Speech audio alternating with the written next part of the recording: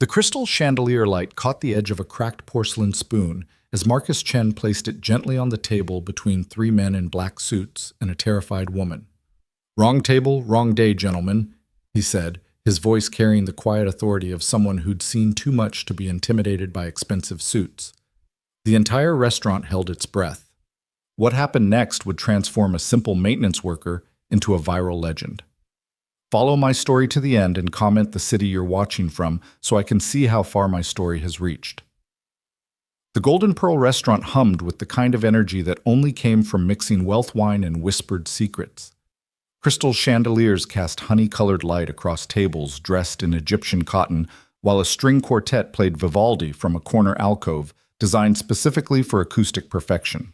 The maitre d' moved between tables like a conductor, orchestrating an evening where a single bottle of wine could cost more than most people's monthly rent. Marcus Chen wasn't supposed to be there. At 36, he inhabited the invisible spaces of the city's infrastructure. The guy who showed up after closing to fix commercial ovens, recalibrate fire suppression systems, or replace faulty sensors in walk-in freezers. His company, Chen Industrial Maintenance, consisted of himself a van full of tools and a reputation for being the one contractor who actually showed up when promised. Tonight's job was routine inspect the kitchen's new automated fire suppression system, verify the emergency exit mechanisms, and sign off on the safety compliance forms that would keep the Golden Pearl's insurance rates from skyrocketing. Simple work that paid well enough to keep his 8-year-old daughter Emma in her art classes and martial arts lessons. Emma sat at a small table near the emergency exit, her backpack full of homework beside her, carefully folding origami butterflies from the restaurant's cloth napkins. The staff had given her a basket of them, amused by the serious little girl who could turn their fancy linens into delicate art. She'd already made 7 butterflies, lining them up like a small army across the table's marble surface. "Daddy, look," she called out softly, holding up her latest creation. "This one has perfect wings." Marcus glanced over from where he was photographing a grease-caked sprinkler head, his worn denim jacket contrasting sharply with the restaurant's opulence. Around his wrist, a simple red string bracelet caught the light, Emma's morning ritual tied there with the solemnity only an 8-year-old could muster. "It's for protection," she'd explained that morning, her fingers careful as she knotted it. "Mrs. Zheng at Chinese school says red thread connects people who are meant to help each other. So if you meet someone who needs help today, you'll know." The bracelet felt warm against his pulse now as he documented the safety violations with methodical precision. 3 years of doing this work had trained his eye to spot danger in the smallest details. A sticky exit door that took 2 seconds too long to open. A sprinkler head so clogged it would be useless in a fire. An electrical panel with scorch marks that suggested overloaded circuits. He'd learned to see these things the hard way. Marcus's wife Grace had died 4 years ago in an apartment fire in Chinatown. A fire that started from faulty wiring the landlord had known about for months. A fire that spread through halls where the sprinklers had been disconnected to save on water bills. A fire that killed 12 people because the emergency exits had been chained shut to prevent homeless people from sleeping in the stairwells. The landlord was Titan Properties, a company that owned 43 buildings across the city, all of them ticking time bombs of deferred maintenance and criminal negligence. They'd paid a fine. 12 people dead, and they'd written a check that probably came from petty cash. Marcus had been a different man then. A cybersecurity consultant for Fortune 500 companies, pulling down 6 figures to protect corporate secrets from hackers. He'd tried to use those skills to dig into Titan Properties after Grace's death, had found evidence of systematic safety violations across their entire portfolio. But money bought better lawyers than justice could afford. The case died in court, smothered by procedures and technicalities. So Marcus became someone else, someone who could prevent the next fire, the next tragedy. Someone who took photos of every violation, filed reports with multiple agencies, created paper trails that even Titan's lawyers couldn't erase. Someone who fixed broken things because he couldn't fix the broken system that had taken his wife. "Sir, the maintenance access is through the back." The voice belonged to the restaurant manager, a thin man named Harrison, whose smile never reached his eyes. He looked at Marcus's jacket, at the tool bag slung over his shoulder, at the clipboard thick with inspection forms, and his expression made it clear that Marcus was disrupting the carefully cultivated ambiance. "I need to check the emergency exits from the inside," Marcus replied, keeping his voice neutral. Fire code requires. Yes, yes, I'm aware. Harrison waved dismissively. Just please be discreet. We have important guests tonight. Marcus nodded. Used to being treated like an inconvenience. To people like Harrison, he was just another service worker, as invisible as the plumbing until something went wrong. But as he moved through the dining room, his trained eye caught something that had nothing to do with fire safety. Table 17 was wrong. 3 men in identical black suits had positioned themselves around a single woman, and everything about their arrangement screamed tactical positioning. They'd chosen the corner table backs to the walls with clear sight lines to both exits. The biggest one, built like a linebacker gone to seed, sat facing the room, his jacket unbuttoned for easy access to whatever was making that subtle bulge under his left armpit. The second man, lean and nervous with the kind of energy that came from too much coffee or too much cocaine, had positioned himself to block the view from the overhead security camera. He kept touching his ear, adjusting what looked like a flesh-colored communication device.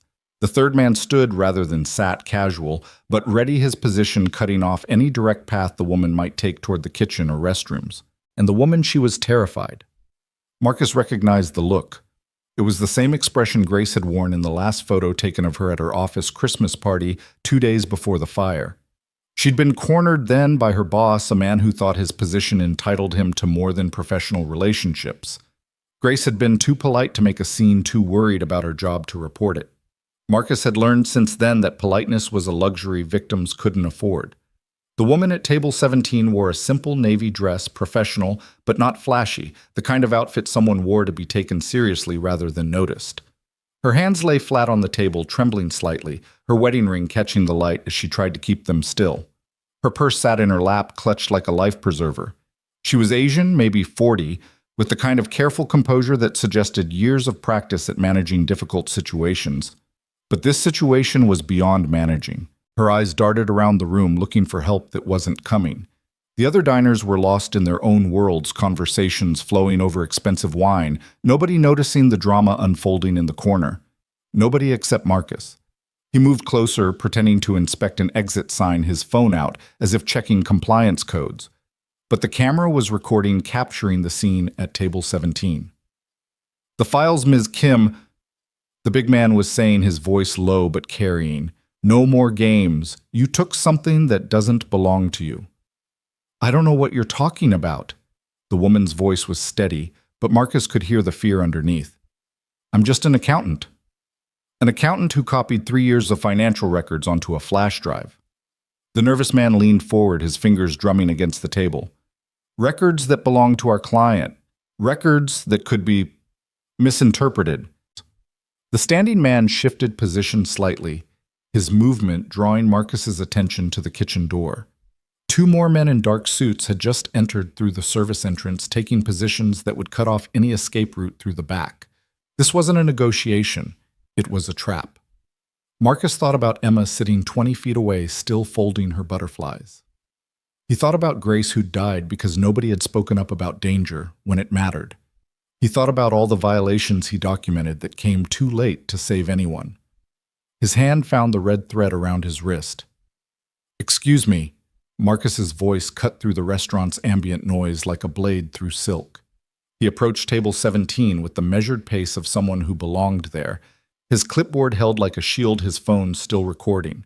The big man's head snapped toward him, irritation flashing across his features. "This is a private conversation." "I can see that." Marcus set his clipboard on an adjacent table, making sure his phone's camera had a clear view.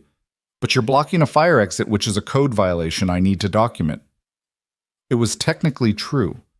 The standing man's position did partially obstruct the path to the emergency exit. Marcus had learned that the best lies were mostly truth.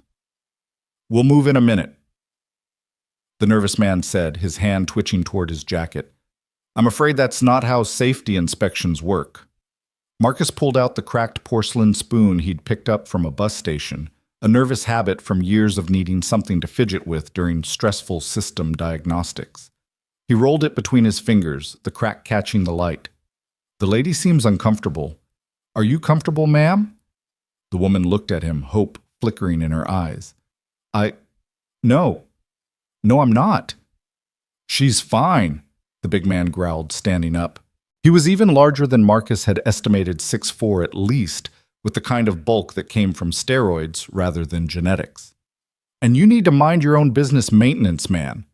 The last two words were meant to be dismissive to remind Marcus of his place in the food chain. But Marcus had stopped caring about food chains the day he'd identified Grace's body at the morgue. "Interesting." Marcus angled the spoon using its surface like a mirror to watch the two men who'd entered through the kitchen. They were moving closer, trying to look casual. "You know what's really interesting? The way you've positioned yourselves to block all three cameras in this section. Very professional, almost like you've done this before." The nervous man's hand moved to his ear, probably alerting the others that they had a problem. The standing man took a step toward Marcus, his intention clear. That's when Emma's voice rang out across the restaurant. "Daddy, are you making friends?" Every head in the dining room turned toward the little girl with her army of origami butterflies. She stood beside her table backpack over one shoulder, watching the scene with the kind of innocent curiosity that made every adult in the room suddenly hyper-aware of what was happening. "Just talking to some people, sweetheart," Marcus called back, keeping his voice light. "Stay right there." But Emma was already walking over her butterflies gathered in her small hands. She moved with the confidence of a child who'd never learned to be afraid of adults, who still believed the world was fundamentally safe. "Are you having a party?" she asked the woman at table 17. "You look sad. Do you want a butterfly? They're good luck." She held out one of her creations, a delicate thing made from white linen that seemed to glow in the chandelier light. The woman's composure cracked. Tears welled in her eyes as she accepted the butterfly with shaking hands. "Thank you, sweetie. It's beautiful." "Why is she crying?" Emma looked up at the big man with the directness only children could manage. "Did you make her cry?" The dining room had gone completely silent. Every conversation had stopped, every fork suspended midway to its owner's mouth. The string quartet had even paused between movements, sensing the shift in atmosphere. Someone at table 12 had their phone out recording. "Your daughter should go back to her table," the big man said to Marcus, but his voice had lost its edge. Nothing destroyed tough guy intimidation faster than a child's innocence. "Emma, go sit down," Marcus said gently. "I'll be there in a minute." "But the lady is sad." "I know, baby. That's why I'm going to help her." Emma looked between the adults, her 8-year-old mind processing the tension she couldn't quite understand. Then she reached into her pocket and pulled out another piece of red thread. "Here," she said to the woman. "This is for protection. My daddy has one too. See?" She pointed to Marcus's wrist. "It means you're connected now. He has to help you because the thread says so." She tied the red thread around the woman's wrist, with the same careful attention she'd given Marcus's that morning. The woman, Ms. Kim, watched with wonder as the little girl worked this unexpected ally in her moment of crisis. "There," Emma announced. "Now you're safe."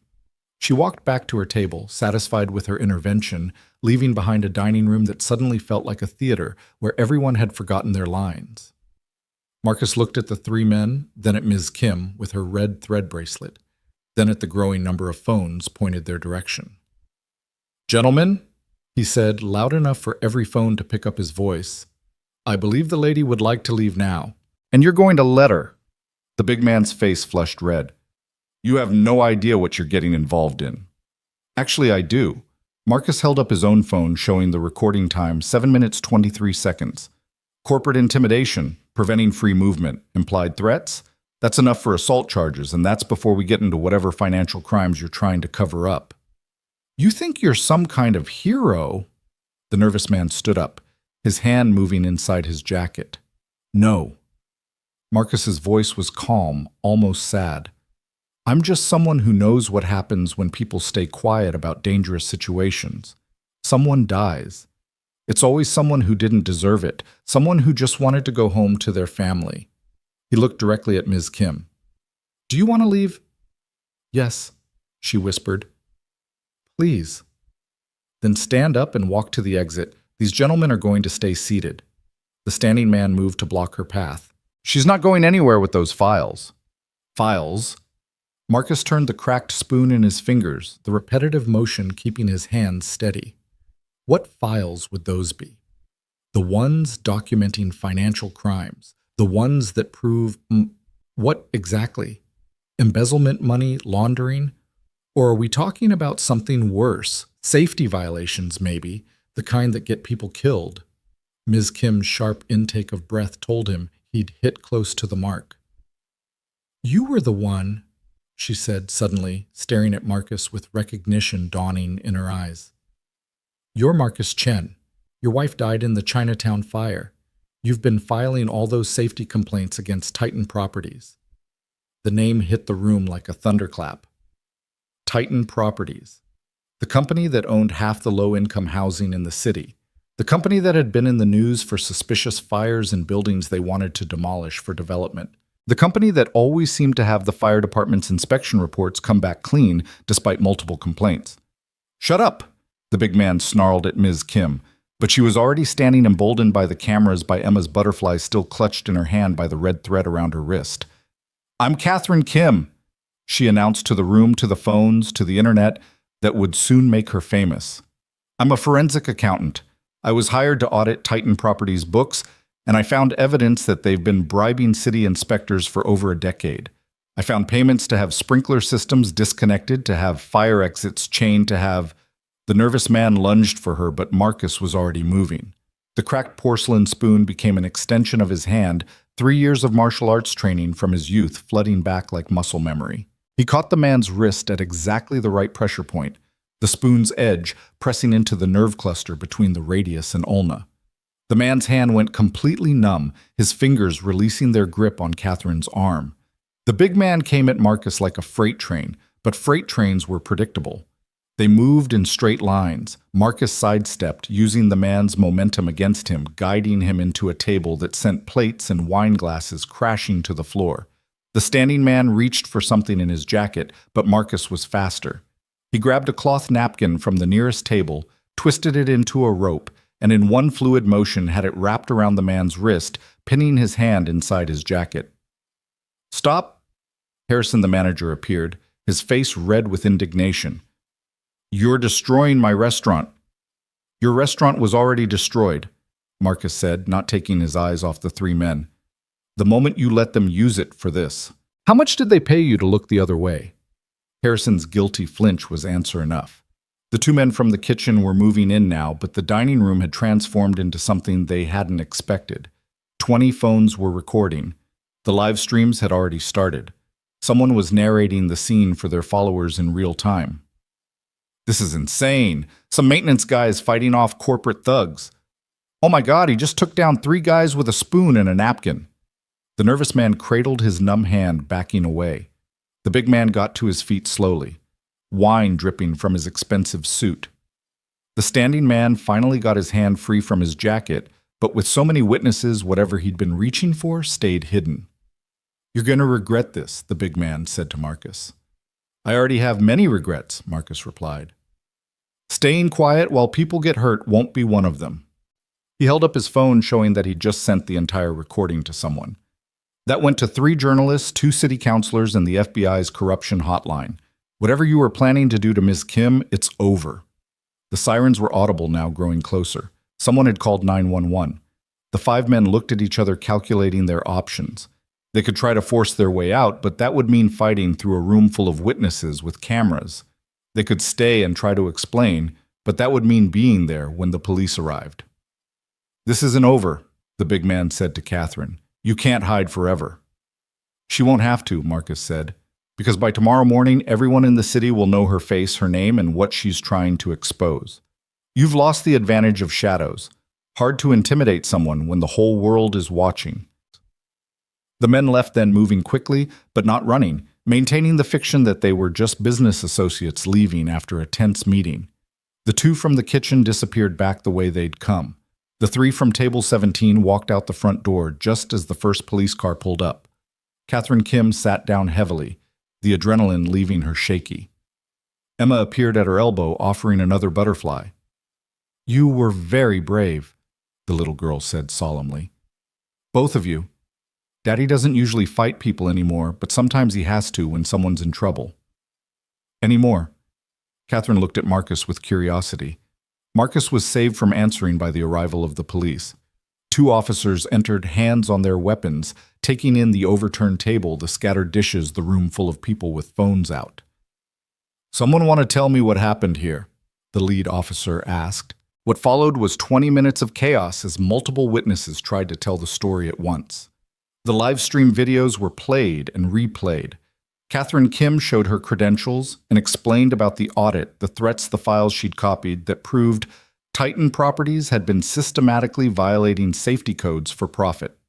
Marcus stayed quiet through most of it, sitting with Emma, helping her refold some butterflies that had gotten crumpled in the excitement. But the officers kept coming back to him. "So you're saying you subdued 3 men with—" The officer checked his notes. "A spoon and a napkin." "They subdued themselves," Marcus said. "I just helped them realize violence wasn't their best option." "And you just happen to know exactly how to do that." Marcus shrugged. "I fix things for a living. Sometimes that means fixing situations before they break completely." The officer looked skeptical, but the video evidence was clear. Marcus hadn't thrown a punch.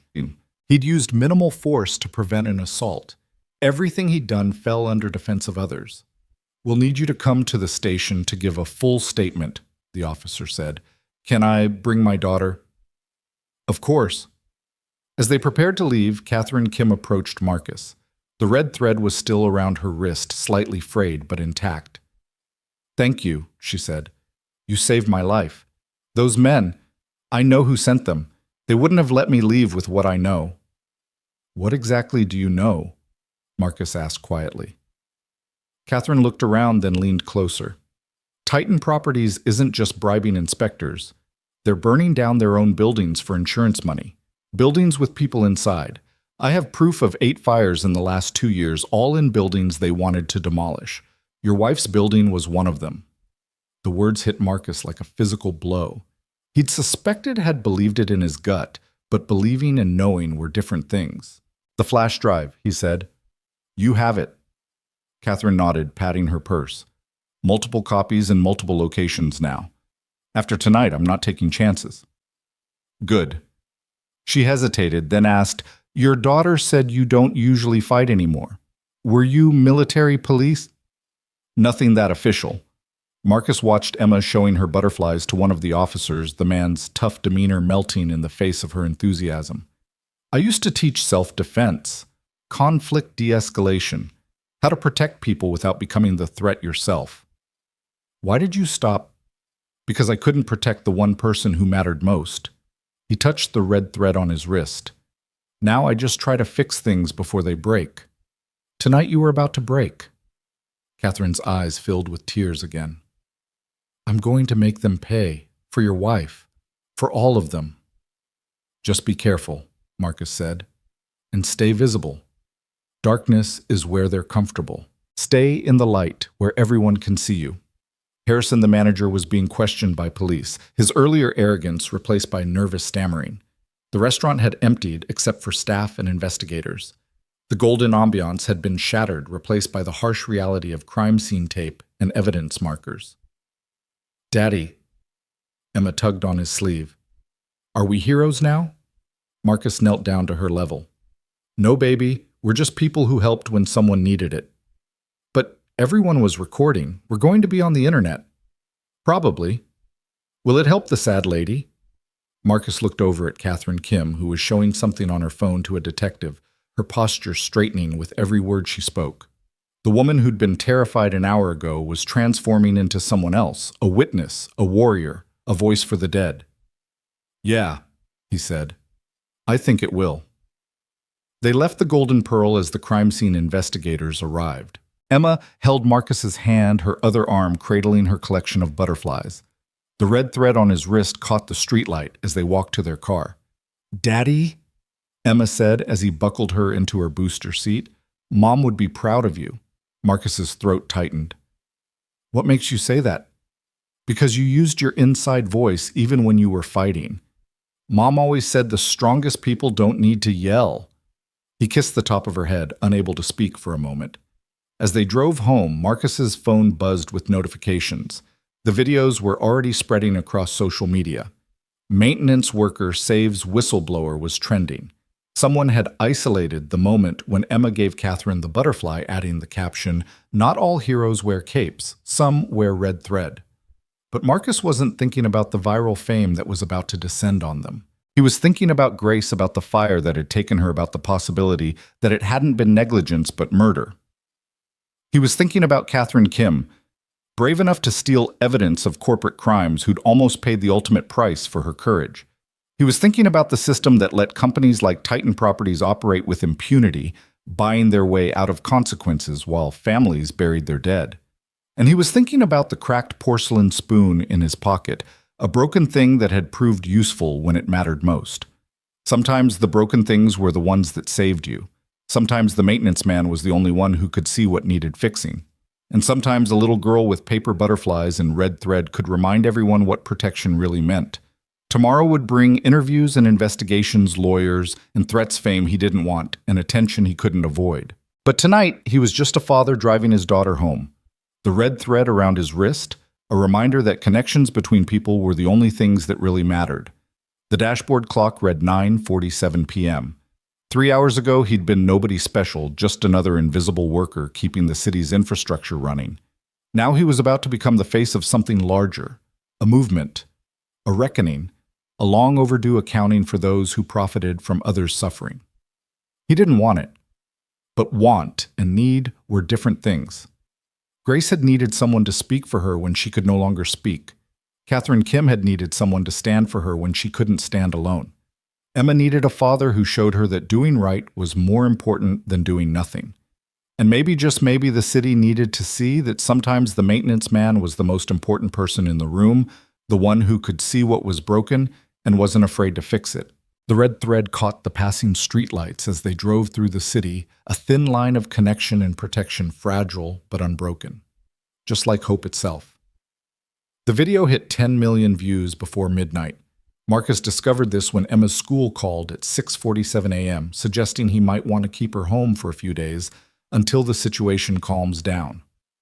The situation, as Principal Martinez delicately put it, was the crowd of reporters currently surrounding PS 84's main entrance, all hoping to interview the butterfly girl, who'd become the heart of a story that was reshaping the city's understanding of corporate corruption. "Daddy, there are people on our lawn," Emma announced from the living room window, still in her pajamas with her hair sticking up at odd angles. "A lot of people, with cameras." Marcus peered through the blinds. She was understating it. Their small rental house in Queens was under siege. News vans lined the street like a convoy. Reporters clustered on the sidewalk, held back only by the property line, and 2 uniformed officers who looked overwhelmed. His phone hadn't stopped buzzing since 4 a.m. 17 missed calls from reporters, 23 from numbers he didn't recognize, 41 text messages, and his email inbox had given up counting after 999 plus. But it was the one call from Catherine Kim that mattered. "They killed someone," her voice message said, shaky but determined. "Last night after we left, Ahmad Patel, another accountant at the firm who helped me copy the files. They made it look like a suicide, but Ahmad was Muslim, devout. He would never—" "Marcus, they're not going to stop. The files I have, they're worse than I told you. It's not just Titan Properties. It's a whole network. Construction companies, inspection agencies, city officials. We pulled a thread and the whole fabric is coming apart." Marcus played the message twice, then deleted it. If they were willing to kill Ahmad Patel, they were certainly willing to tap phones, hack accounts, do whatever it took to contain the exposure. "Daddy, why aren't we going to school?" Emma appeared in the doorway, now dressed in her favorite purple dress with matching butterfly clips in her hair. She'd dressed herself for school, not understanding why they couldn't just walk through the crowd like normal. "It's complicated, sweetheart. Is it because of last night? Because we helped the sad lady?" "Yeah." "Are we in trouble?" Marcus knelt down to her level.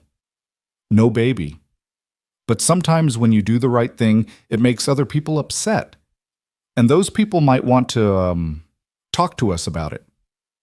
Emma considered this with the seriousness she brought to all adult problems. Like when Jessie got mad because I told Mrs. Chen she was cheating on the spelling test.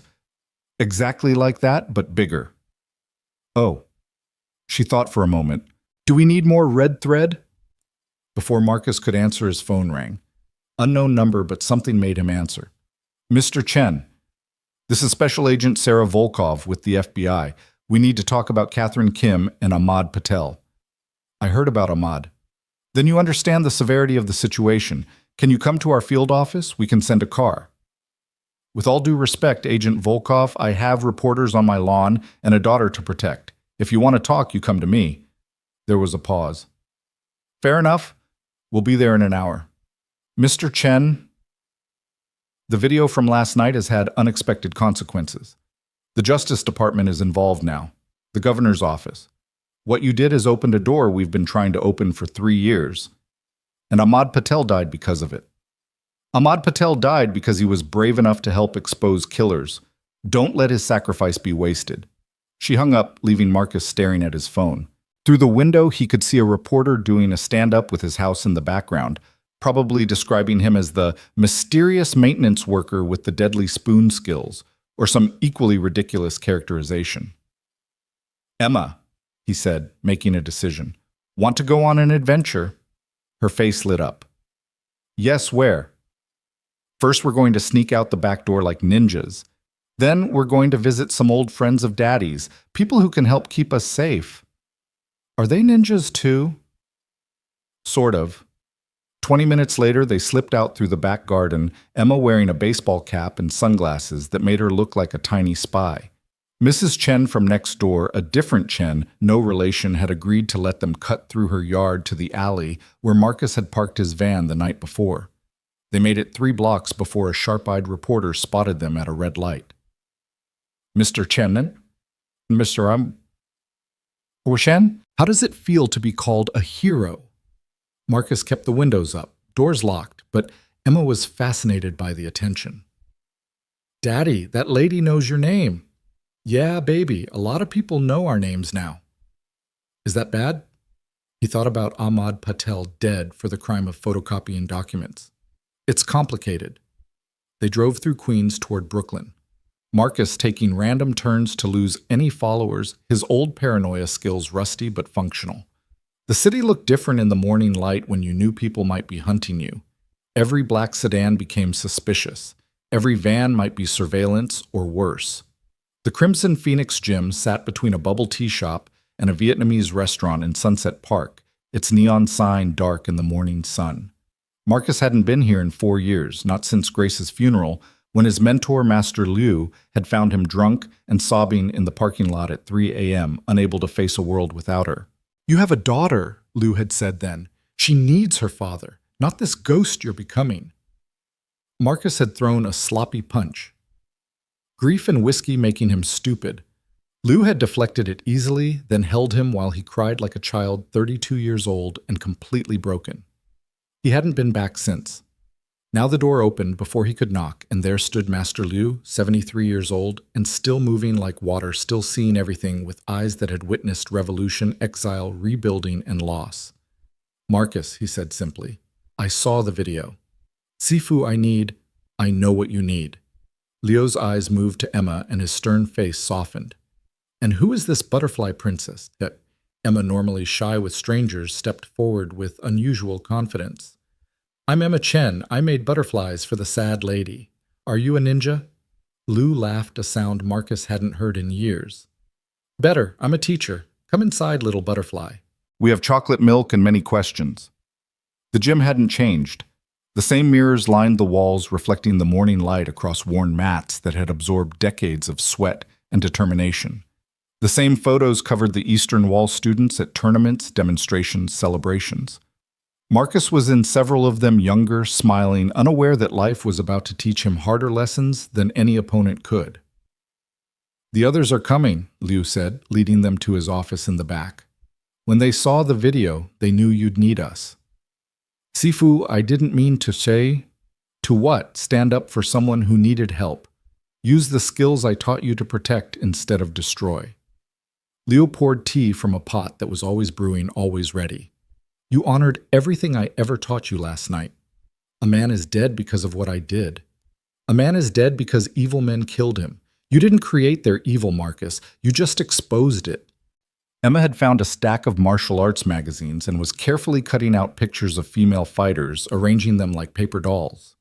She worked with the same focused intensity, she brought to her butterflies, creating her own stories in whispered narration. She's like her mother, Lou observed, sees the world as it should be, not just as it is. Grace would have handled last night differently. Grace would have been proud. She always said you were too careful with your strength, too afraid of what you could do instead of what you should do. The door chimed and voices filled the gym. Marcus recognized them immediately.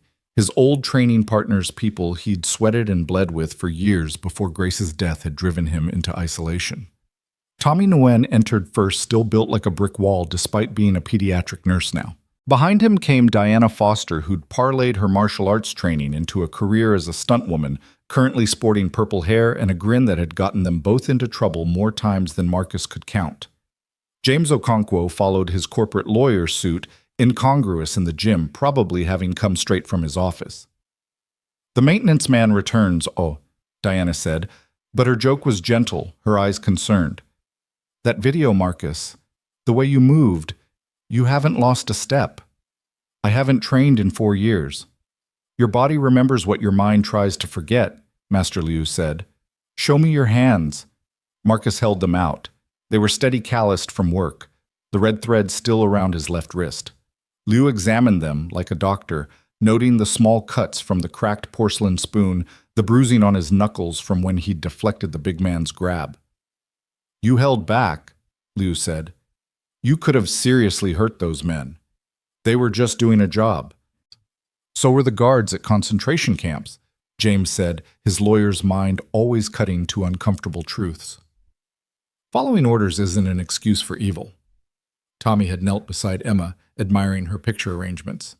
These are really good. You have an artist's eye. My mom was an artist, Emma said proudly. She painted birds. Daddy keeps them all in his room. Marcus felt the familiar stab of grief, but before he could deflect, his phone rang. Agent Volkov. Mr. Chen, you're not at your house.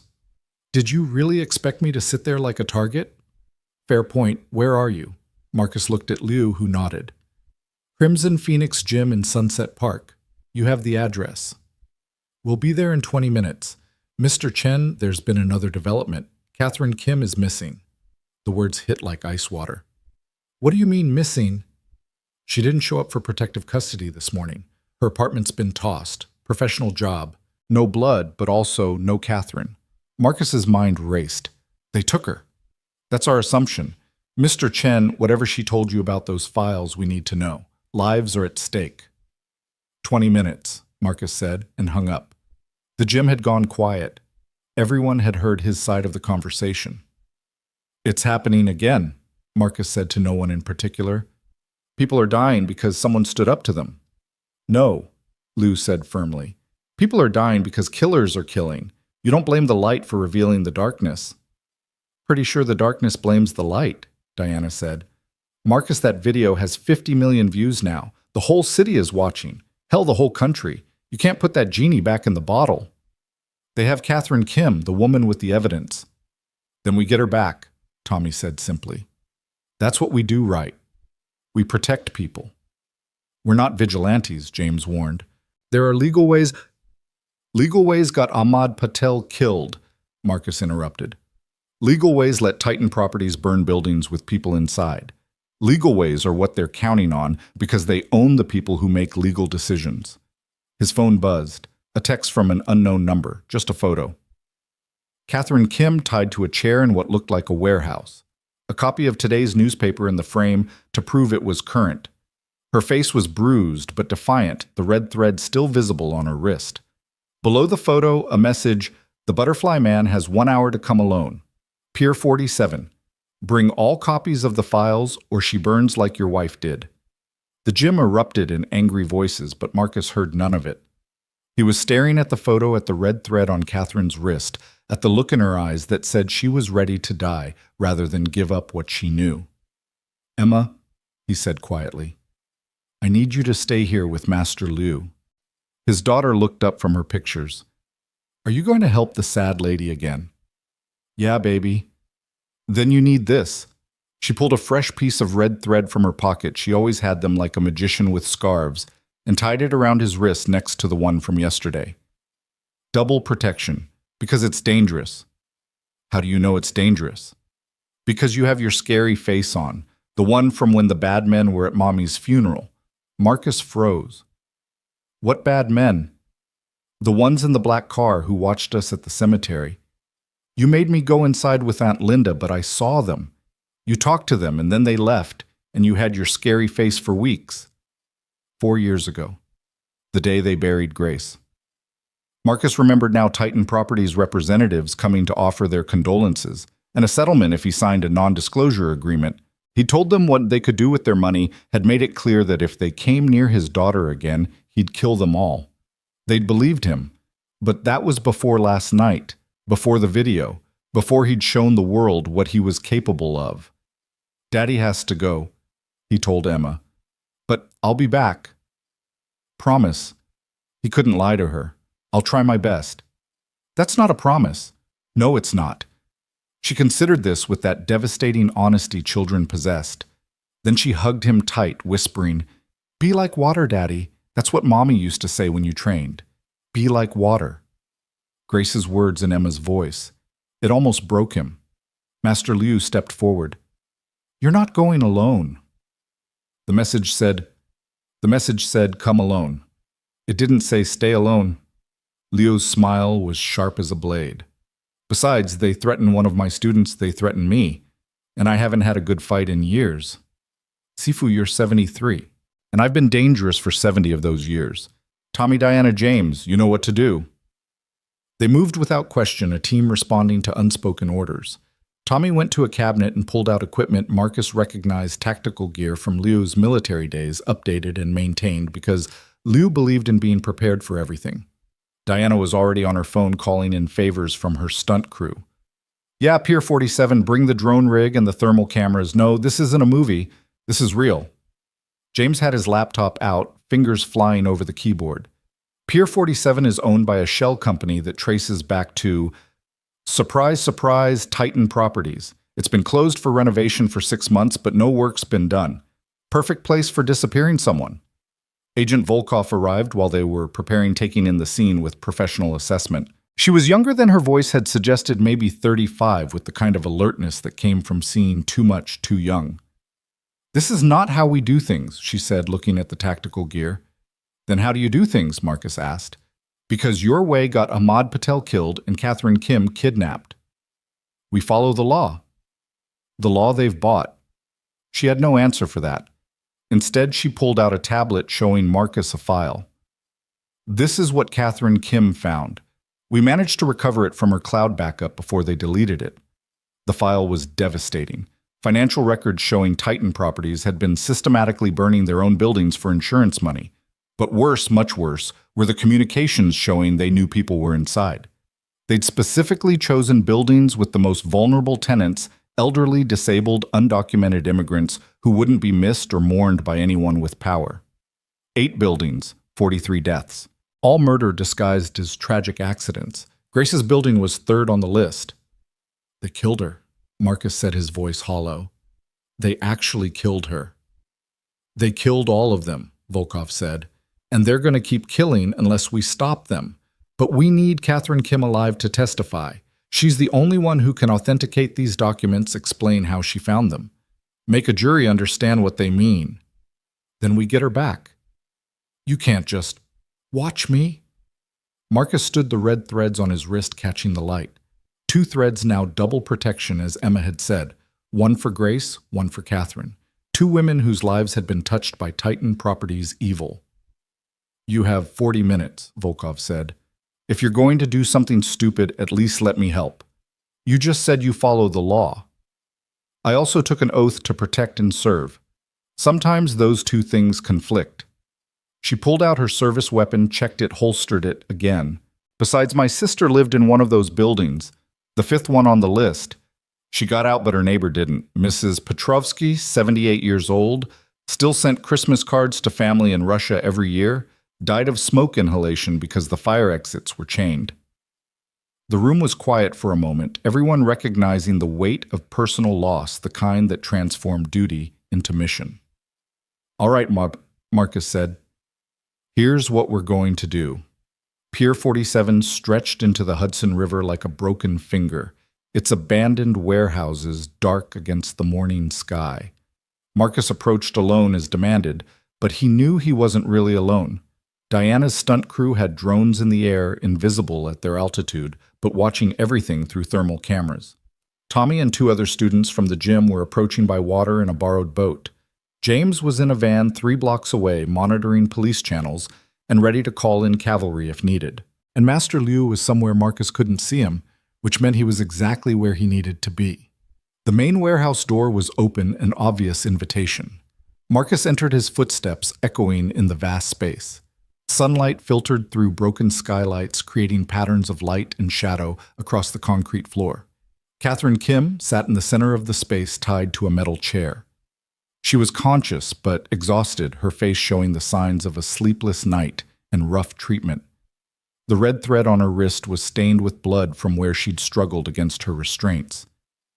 "Marcus," she said, her voice cracked but strong. "You shouldn't have come. Couldn't leave you here. It's a trap." "I know." The big man from the restaurant emerged from the shadows along with 6 others. Not the nervous man or the standing man from last night. They'd probably been arrested. These were new players, harder, more professional. The kind of men who didn't make threats because they didn't need to.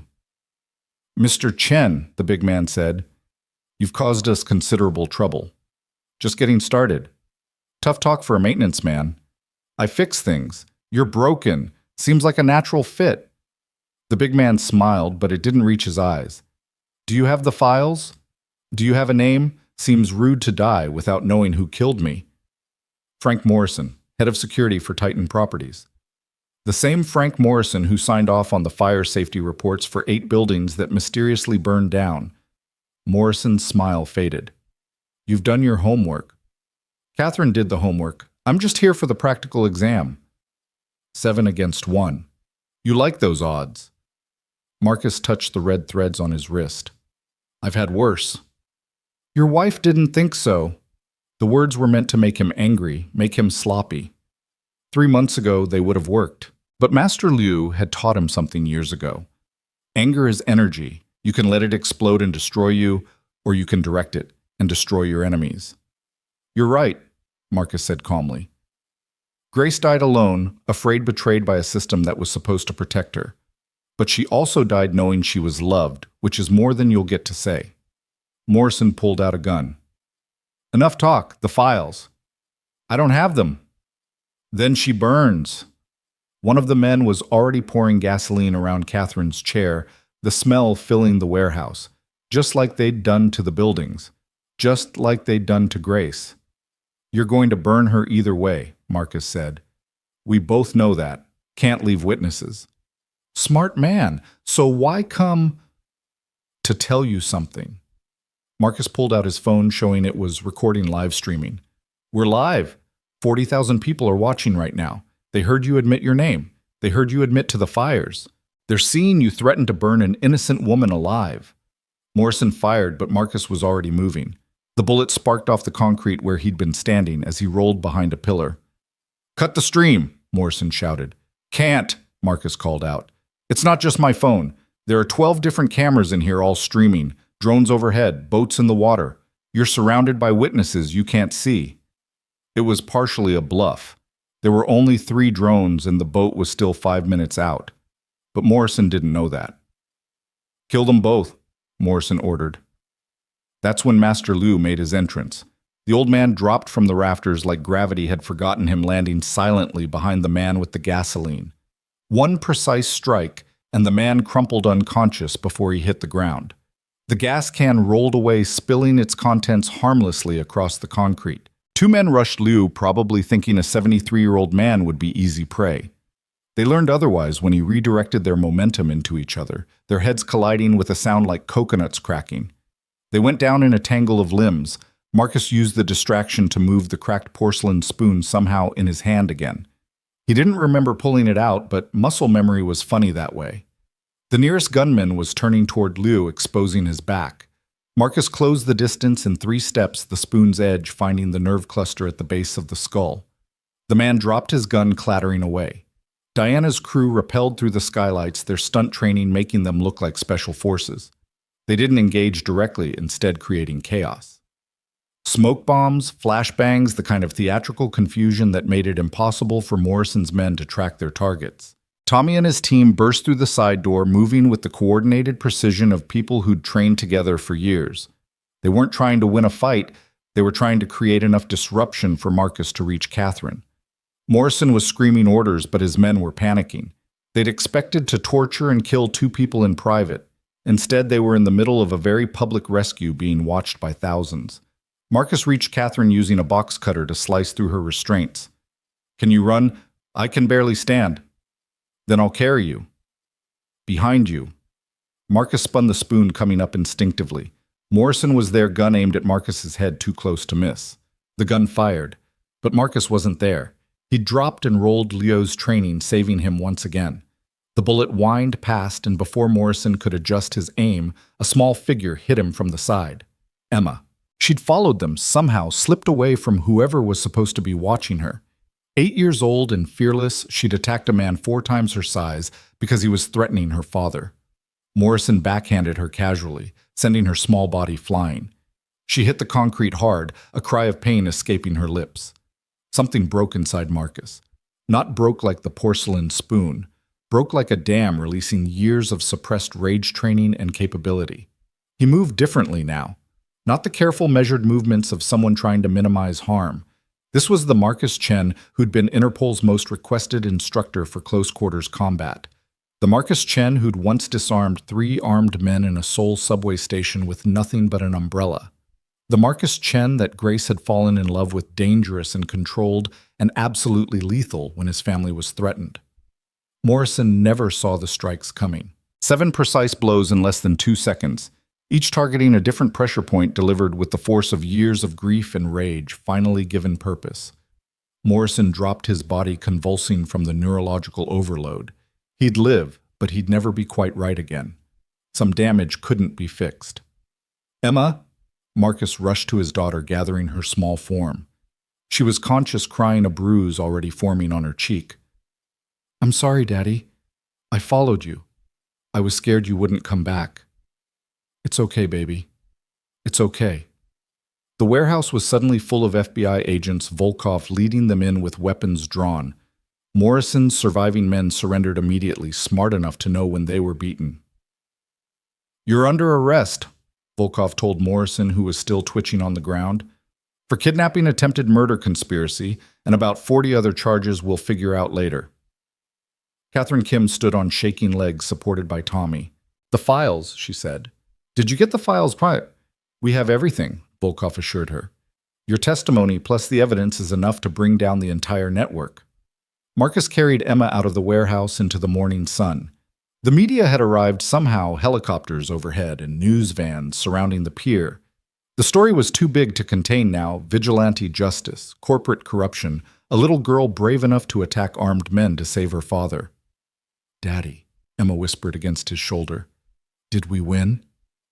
Marcus looked back at the warehouse where EMTs were treating Catherine, where FBI agents were arresting men who'd burned buildings full of people for profit, where Master Liu stood watching with the satisfaction of a teacher whose student had graduated. Yeah, baby, we won. But he knew it wasn't over. Titan Properties was just one company. There were others like them, other Frank Morrisons willing to kill for profit. The system that had failed Grace was still broken, still needed fixing. The red threads on his wrist caught the light, one from yesterday, one from this morning. Both intact despite everything. Emma noticed and smiled through her tears. "The thread worked," she said. "Double protection." It did. "Will the sad lady be okay now?" Marcus looked at Catherine Kim being helped into an ambulance, still clutching the butterfly Emma had given her the night before. She caught his eye and nodded a promise that she'd see this through, that their sacrifice wouldn't be wasted. "She'll be okay," Marcus said. "We all will." But even as he said it, he knew things had changed. The maintenance man who just wanted to fix things quietly was gone. In his place stood someone else, still a father, still a protector, but no longer content to work in the shadows. The video of Emma attacking Morrison was already spreading. Butterfly Girl saves father would trend for weeks. The image of her small form taking on an armed killer would become iconic, a symbol of courage that transcended size or age. But that was still to come. For now, Marcus held his daughter and walked through the crowd of reporters, ignoring their questions. Master Liu fell into step beside them, a silent guardian. Tommy and Diana flanked them, creating a protective corridor. "Mr. Chen," a reporter shouted, "how does it feel to be a hero?" Marcus stopped, turned, looked directly into the nearest camera. "I'm not a hero," he said. "I'm just a father who fixes things. Today we fix something important. Tomorrow there'll be something else to fix. That's how the world works. Things break, and someone has to care enough to repair them. But you risked your life. My wife died because nobody risked anything to save her. I couldn't live with being that person for someone else." He walked away, then carrying Emma toward the van where James waited with the engine running. The crowd parted, something in Marcus's bearing making them step aside. As they drove away, Emma drowsy from adrenaline crash and curled against his side, Marcus thought about Grace. She would have been proud, he thought. Not of the violence, but of the standing up, the speaking out, the refusing to let evil win through indifference. His phone buzzed with a text from an unknown number. He expected another threat, but instead found a simple message: "Thank you for saving my wife. A grateful husband." Then another: "My mother lived in building number 4. Thank you for getting justice." And another: "You showed my kids that ordinary people can make a difference." They kept coming, dozens, then hundreds. People who'd lost family in the fires, people who'd been intimidated into silence, people who'd given up hope that anyone would ever be held accountable. The courthouse steps were packed when Catherine Kim arrived to testify 6 weeks later. Marcus stood in the crowd, Emma's hand in his, watching the woman who'd almost died for the truth walk past the cameras with her head high. The red thread was still on her wrist, faded but unbroken, a reminder of the night that changed everything. "There she is," Emma pointed excitedly. "She's wearing the butterfly pin." She was right. Catherine had turned Emma's origami butterfly into a small bronze pin that caught the morning light on her lapel. It had become her trademark during the pre-trial hearings, a symbol that the media had latched onto. The butterfly whistleblower, they called her, though Marcus knew she hated the nickname. The crowd surged as Catherine climbed the steps, reporters shouting questions, supporters holding signs with painted butterflies and red threads. Someone had started selling red thread bracelets online, donating the proceeds to families affected by the Titan Properties fires. They'd raised over $3 million in just 6 weeks. "Mr. Chen," Marcus turned to find Agent Volkov approaching through the crowd. She looked tired but satisfied, the expression of someone seeing the end of a long fight. "Agent Volkov, it's just Sarah now. I'm on leave." She showed him her bare wrist where her service weapon usually sat, pending investigation for exceeding authorized parameters during the warehouse rescue. "I'm sorry." "Don't be. Best thing I ever did. Besides, James Okonkwo is representing me pro bono. Says the Bureau can't punish me for saving lives just because I didn't fill out the right paperwork first." Emma tugged on Marcus's sleeve. "Daddy Master Liu is waving at us." The old man stood near the courthouse entrance with Tommy, Diana, and James. They'd all been subpoenaed as witnesses, their role in the warehouse rescue part of the official record now, but they wore their summons like badges of honor. "The gang's all here," Diana said as they approached. Her purple hair had grown out, showing dark roots, but she'd kept the color. Said it reminded her that sometimes the world needed a little chaos to see clearly. "How's the security business?" Marcus asked Tommy, who'd quit nursing to start a company providing protection for whistleblowers and journalists. "Booming, unfortunately. Turns out there are a lot of Catherine Kims out there, people sitting on evidence of corporate crimes but too scared to come forward. We've helped 12 in the last month alone." "And they all want to meet the famous Marcus Chen," James added, adjusting his tie. "You've become something of a legend in certain circles." "I just fix things," Marcus said automatically, the response he'd given to every interview request, every offer to write a book, every Hollywood producer who wanted to turn his story into a movie. "Daddy still says that," Emma announced to the group. "But he's lying. He doesn't fix things anymore. He teaches people to fight." It was true. After the warehouse incident, Marcus had gone back to teaching. Not the corporate seminars he'd done before Grace's death, but something different. Free classes at the Crimson Phoenix for people who'd been victimized by the system, domestic abuse survivors, elderly residents of dangerous neighborhoods, minimum wage workers who traveled home late at night. His students called it the Butterfly Defense, though Marcus refused to use the name. It was practical, efficient, and designed for people who couldn't afford to lose a fight. Use whatever was at hand, create witnesses, document everything, survive first, seek justice second. The courthouse is opening, Lou observed. We should go in. They filed through security, Marcus noticing how the guards recognized them, nodding with what looked like respect. In the gallery, he saw familiar faces. Families of fire victims, journalists who'd been following the case, other whistleblowers who'd found courage in Catherine's example. And in the back row, trying to be inconspicuous, sat 3 men in expensive suits, not lawyers. Marcus recognized lawyers. These were corporate security, probably from one of Titan's competitor companies, here to see how the trial played out, what precedents might be set. They were already planning how to avoid the same fate. All rise for the Honorable Judge Patricia Weinstein. The judge entered a small woman whose reputation for intolerance of corporate malfeasance had made her the prosecution's first choice for the case. She denied every motion to dismiss, every attempt to suppress evidence, every delay tactic Titan's legal team had attempted. "Be seated," she said, then looked directly at the defense table where Frank Morrison sat in an orange jumpsuit, his lawyer beside him. Morrison had lost weight in custody, his bulk diminishing along with his bravado, but his eyes still held that predator's assessment when he looked at Marcus across the courtroom. "The prosecution may call its next witness." "The state calls Catherine Kim." Catherine rose from the prosecution table, smoothing her skirt, touching the butterfly pin for luck. She walked to the witness stand with measured steps, the click of her heels echoing in the silent courtroom. "Please state your name for the record." "Catherine Min-jung Kim." "Ms. Kim, you were employed as a forensic accountant by the firm of Brennan and Associates." "I was." "And in that capacity you were asked to audit the books of Titan Properties." "Yes, it was supposed to be routine due diligence for a potential merger." The prosecutor, Assistant District Attorney Monica Rodriguez, moved smoothly through the preliminaries before getting to the heart of the matter. "What did you discover during your audit?" Catherine's voice was steady, clinical. "I found a pattern of payments that didn't match any legitimate business expense. They were coded as maintenance and improvements, but the amounts and recipients were suspicious." "How so?" "The payments went to individuals, not companies, always in amounts just under $10,000 to avoid federal reporting requirements, and they corresponded with dates when building inspections were performed."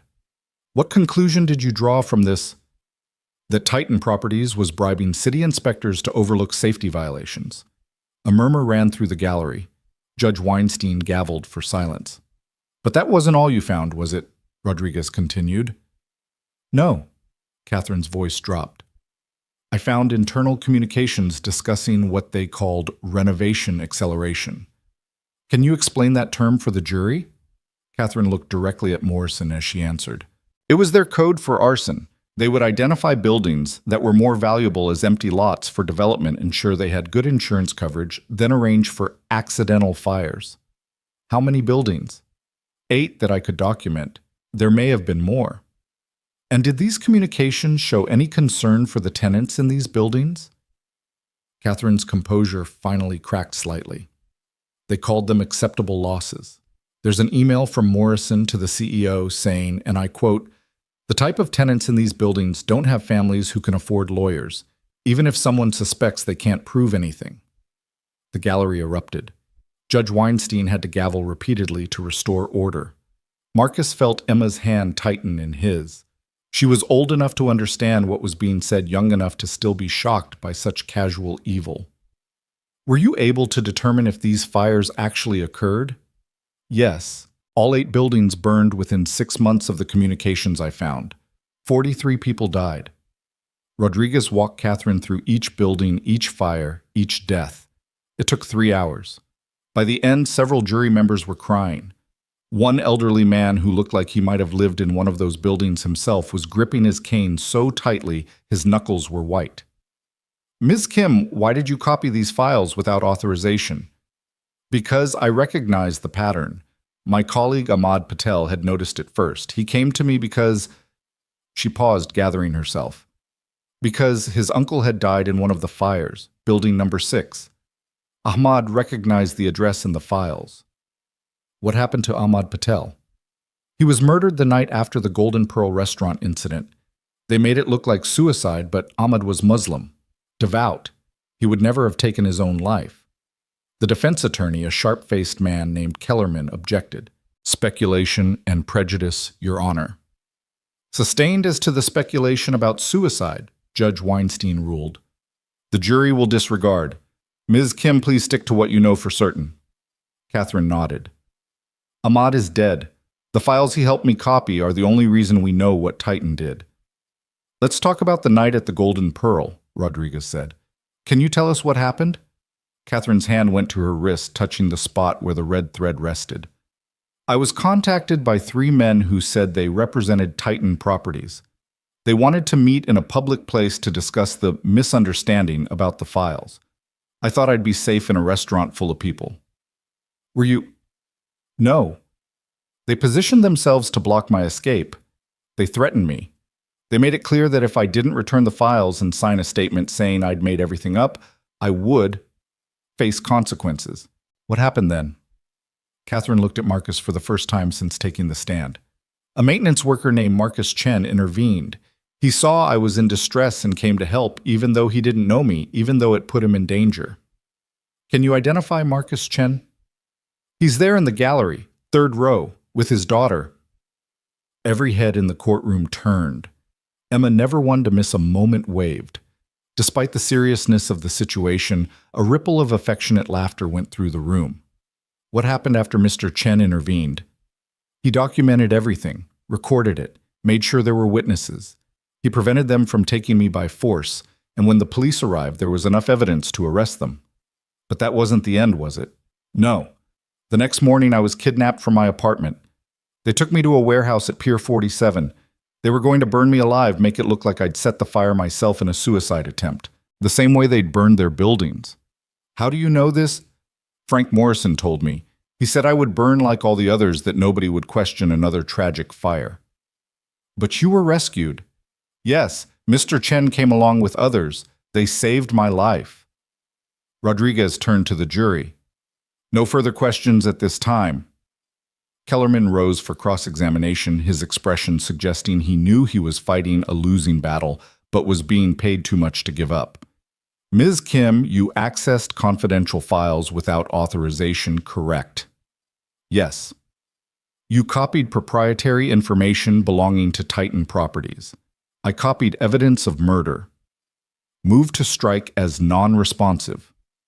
Overruled, Judge Weinstein said. The witness is explaining her actions. Kellerman tried another angle. You've received significant media attention from this case, haven't you? Book deals, movie rights, speaking engagements. I've been offered those things. I've declined them all. Really, no financial benefit whatsoever. Catherine's voice hardened. Mr. Kellerman, 43 people died. One of them was my colleague's uncle. Another was Mr. Chen's wife. There is no amount of money that would make profiting from their deaths acceptable to me. But you have become famous. I've become visible. There's a difference. I can't go to a grocery store without being recognized. I've received death threats.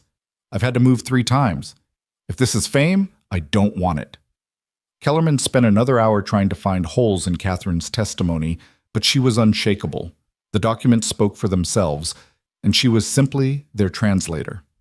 When court recessed for lunch, Marcus found himself in the hallway with Catherine for the first time since the warehouse. Thank you, she said simply, for everything. You're the one testifying. You're the brave one. She held up her wrist, showing the red thread. I haven't taken it off. It reminds me that connections between people are the only real protection we have.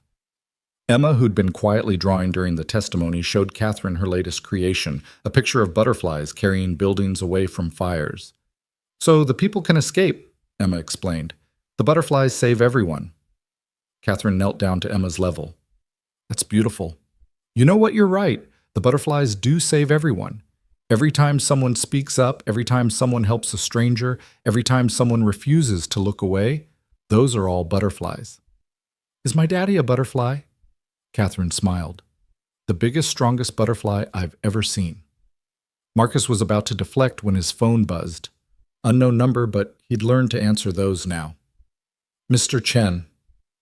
This is Rebecca Santos from the Times. I'm at New York Presbyterian Hospital. There's a situation here you need to know about. A woman named Linda Park is refusing to leave her husband's room. Security is about to forcibly remove her, but she says she knows. Says you'd understand why she can't leave. Marcus recognized the name. Linda Park was one of his students, a 60-year-old Korean woman who'd started taking his classes after her husband was diagnosed with dementia. She'd been terrified of the day when she might have to physically defend him from those who might take advantage of his confusion. What's the situation? The hospital says her insurance has lapsed, that her husband needs to be transferred to a state facility.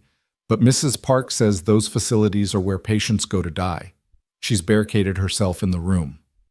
Marcus looked at Catherine and Emma at the courtroom where justice was finally being served for crimes long buried. Tell her I'm coming, he said. Catherine heard his side of the conversation. Go, she said. This trial will continue for weeks. That woman needs you now. Daddy, are we helping someone? Emma asked. Yeah, baby, we are. They arrived at the hospital to find a crowd already forming. Somehow word had gotten out that the butterfly defense man was coming. The security guards looked uncomfortable, clearly not wanting to be filmed dragging an elderly woman from her dying husband's bedside. Linda Park sat in a chair she'd wedged against the door, her small frame tense with determination. Through the window, Marcus could see her husband in the bed connected to machines, unaware of the drama around him. Mrs. Park, wow, Marcus called through the door. It's Marcus Chen. The door opened immediately.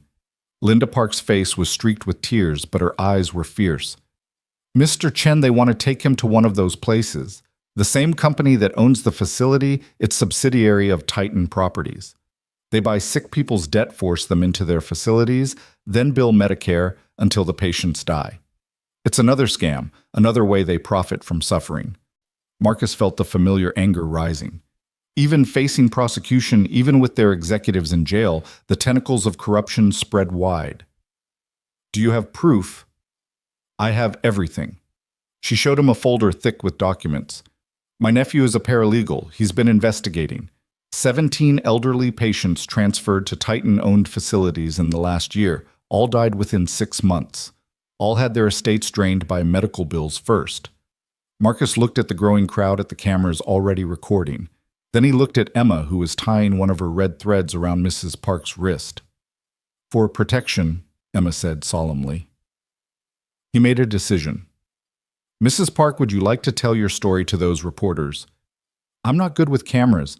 You don't have to be good, you just have to be truthful. For the next hour, Linda Park became the unlikely face of another scandal. She spoke about her husband, a war veteran who'd served his country only to be abandoned by it in his illness. She showed the documents, the bills, the threats from collection agencies owned by the same company that owned the facilities. The hospital administration, faced with the growing crowd and negative publicity, suddenly discovered that Mrs. Park's insurance was actually valid after all, a clerical error, they said. Her husband could stay, but the damage was done.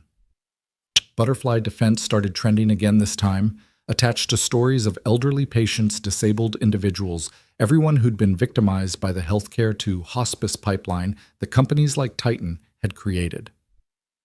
That evening, Marcus sat in his apartment watching the news coverage. The trial, the hospital confrontation, the growing movement of people refusing to be silent victims anymore, it was becoming something larger than he'd ever intended. Emma was asleep on the couch, exhausted from the day. She'd given out 14 red threads at the hospital, each one to someone who'd shared their own story of loss and exploitation. His phone rang. Master Liu. Sifu. Have you seen the news from Chicago? No. Turn on Channel 7. Marcus changed the channel to find coverage of a massive protest outside a Titan-owned building in Chicago. Hundreds of people, all wearing red threads around their wrists, all holding paper butterflies. It's spreading, Liu said. Your students here, they're teaching others. The butterfly defense isn't just about physical protection anymore. It's about standing up, speaking out, refusing to be silent. I never meant the best movements are never meant Marcus. They simply become necessary. After Liu hung up, Marcus stood on his small balcony, looking out at the city lights. Somewhere out there, Catherine Kim was preparing for another day of testimony. Somewhere, Linda Park was sitting beside her husband's bed, safe for now, from those who would exploit them. Somewhere, families who'd lost loved ones to corporate greed were finding their voices. The red threads on his wrist, he wore 3, now one from yesterday when Emma had insisted caught the light from the street below. Grace would have loved this, he thought. Not the violence, not the danger, but the community. The way strangers had become family through shared purpose. The way Emma had learned that helping others wasn't just right, it was necessary. His phone buzzed with a message from Catherine. Tomorrow I testify about Grace's building. I wanted you to know. Marcus stared at the message for a long time. Tomorrow the world would hear how his wife died, how she'd tried to save others pulling 3 elderly neighbors from their apartments before the smoke overwhelmed her, how the exits had been chained, how the sprinklers had been disabled, how she'd died a hero in a murder disguised as negligence. He typed back, "Thank you for being her voice." Catherine's response was immediate. "We're all her voice now."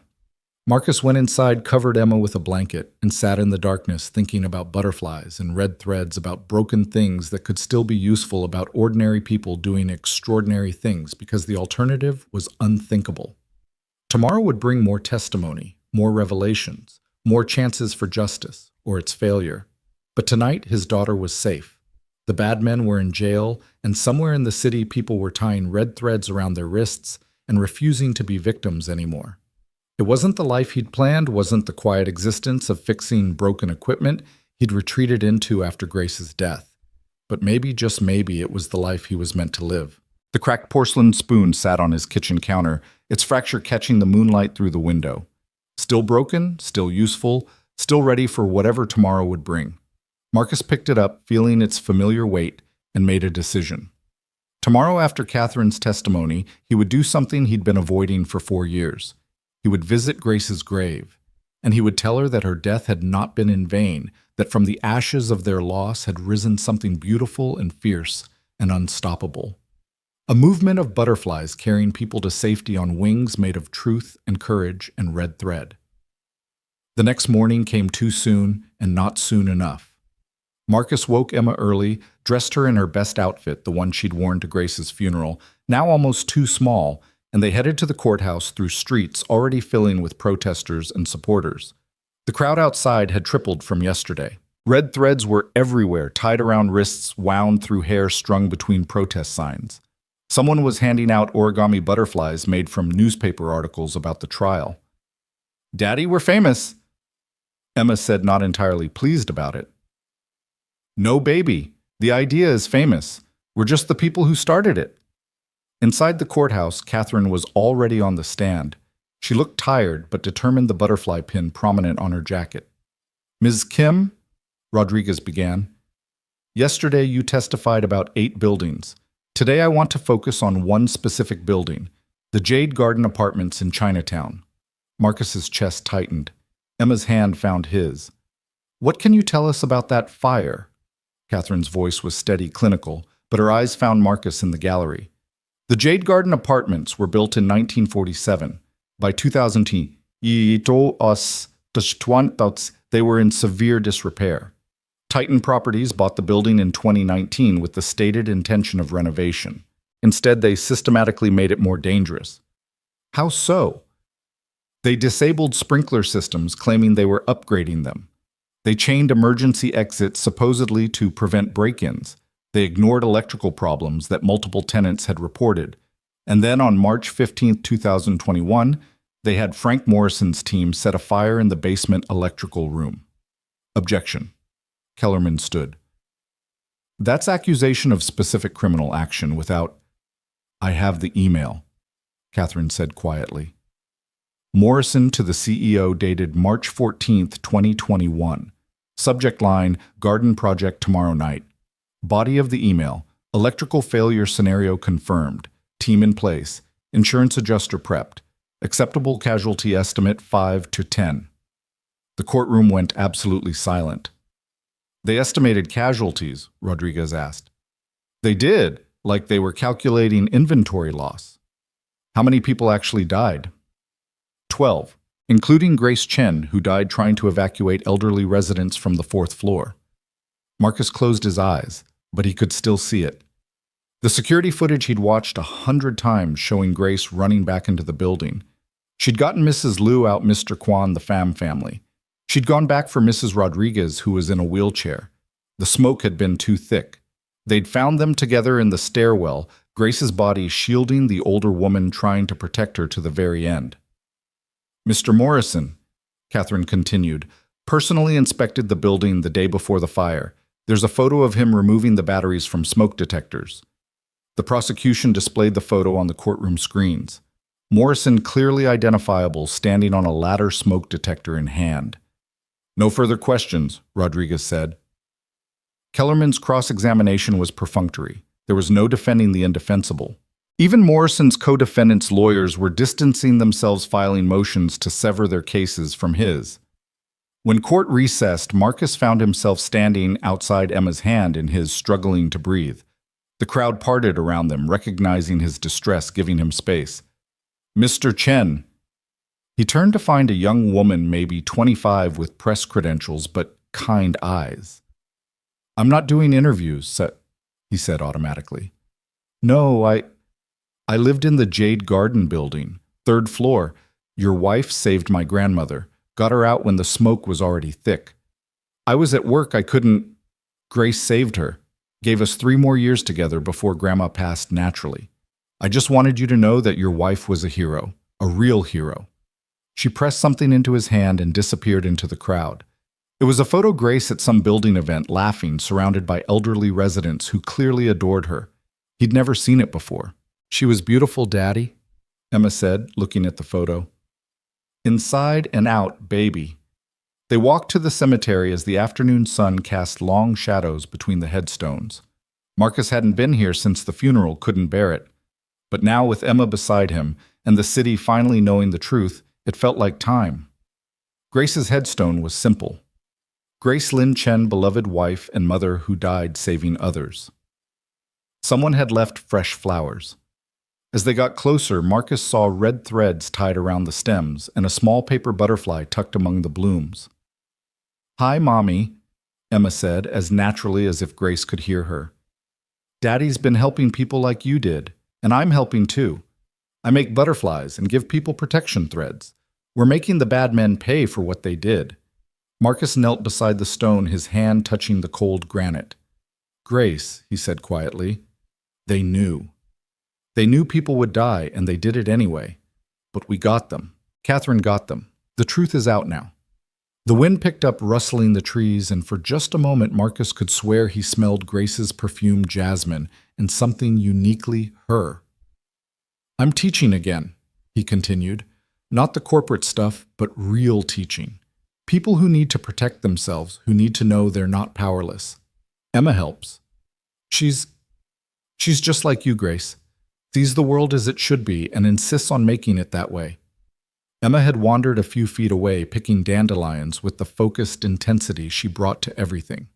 Marcus watched her for a moment, this little girl who'd inherited her mother's courage and her father's determination. I couldn't save you, he whispered to the stone. But maybe we can save others. Maybe that's enough. Maybe that's what you'd want. His phone buzzed. Sarah Volkov. Marcus, you need to know, Morrison made bail. The words hit like ice water. What? How? Family money. Old connections. A judge who owed favors. He's out and his ankle monitor malfunctioned an hour ago. We have no idea where he is. Marcus looked at Emma, still picking flowers, unaware that the monster who'd killed her mother was free.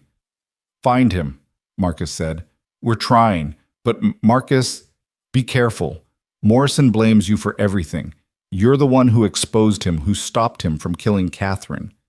If he's going to go after anyone, he's coming for me. Or Emma. Keep her close. Marcus ended the call, his mind already shifting into threat assessment mode. The cemetery was too open, too many places for a sniper to position. The walk home had too many blind corners. Their apartment had too many windows. "Emma," he called, keeping his voice calm. "Time to go, sweetheart." "But I'm not done picking flowers for Mommy." "We'll come back tomorrow. Right now we need to visit Master Liu." She read something in his face the way children do when they sense adult fear. "Is something wrong?" "Maybe. Remember our emergency plan." They'd practiced it after the warehouse incident. What to do if bad men came, where to go, who to call. Emma nodded solemnly, her flower-picking forgotten. They moved quickly, but not frantically, Marcus keeping Emma on his left side away from the street, his right hand free. The cracked porcelain spoon was in his pocket, a familiar weight. They made it 3 blocks before Marcus saw him. Morrison stood at the end of the street, no longer in prison orange, but in a dark suit that didn't quite hide the bulge of a weapon. He wasn't trying to hide, wasn't attempting surprise. He wanted Marcus to see him coming. "Emma," Marcus said quietly, "remember what we practiced. Run to the nearest store, call 911. Don't come back no matter what." "Good girl, on 3. 1, 2. But Emma didn't run. Instead, she stepped forward, placing herself between Morrison and her father. "You killed my mommy," she said, her voice carrying down the empty street. "You burned our home and killed my mommy and all those other people." Morrison stopped, perhaps not expecting to face a child's accusation. "Emma, run," Marcus said. "No." She pulled red threads from her pocket, holding them up like weapons. "These are protection, and you can't hurt us anymore because everyone knows who you are. Everyone knows what you did." She was right. People were emerging from buildings, phones out recording. Morrison was being live-streamed from a dozen angles. "You took my mommy." Emma continued, tears streaming down her face, but her voice steady. "But you didn't take what she taught us. That helping people is more important than being safe. That standing up is more important than standing down." She threw the red threads at Morrison's feet. "These are for you, because you need protection too. Protection from what you've become." Morrison looked at the threads at the child who'd just offered him mercy he didn't deserve at the crowd growing around them. His hand moved toward his weapon. Marcus moved without thinking, the spoon in his hand, before he consciously drew it. But he didn't need it. The crowd surged forward, not as a mob, but as a shield, placing themselves between Morrison and the Chens. Store owners, delivery drivers, elderly women with shopping bags, ordinary people doing an extraordinary thing. "You want to shoot someone," an old man called out. "Shoot me. I'm 83. I survived Korea, Vietnam, and 50 years of marriage. You don't scare me." "Or me," a young woman added, stepping forward. "I work 3 jobs to pay rent in this city. What's one more danger?" More voices joined in, more bodies creating a human wall. Morrison stood there, his revenge fantasy crumbling in the face of collective courage. Sirens wailed in the distance. Morrison looked at the crowd, at Marcus, at Emma still standing defiantly with tears on her cheeks. Then he turned and ran. The police caught him 6 blocks away, tackled him in front of 100 witnesses as he tried to carjack an Uber driver. This time, no judge would grant bail. This time, he'd threatened a child on live stream. But Marcus wasn't thinking about Morrison anymore. He was kneeling beside Emma, who'd finally let her brave facade crack and was sobbing into his shoulder. "You were so brave, baby. Too brave. You should have run." "Mommy wouldn't have run." "No," Marcus admitted. "She wouldn't have." The crowd was dispersing, but not before many of them stopped to check on Emma, to offer comfort, to tie red threads around their own wrists in solidarity. The city had seen a child stand up to her mother's killer, and something had shifted. That night, the video of Emma facing down Morrison went beyond viral. It became iconic. News channels played it on loop. Social media exploded with art of a small girl throwing threads at a giant's feet. Someone set it to music, a haunting violin piece that made even hardened cynics cry.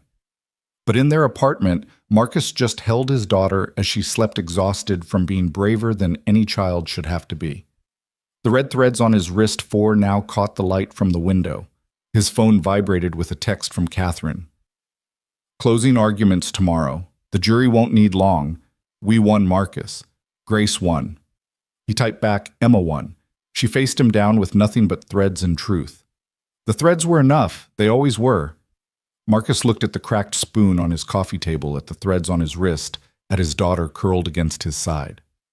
Broken things and fragile things, but useful when it mattered. Tomorrow Morrison would be sentenced.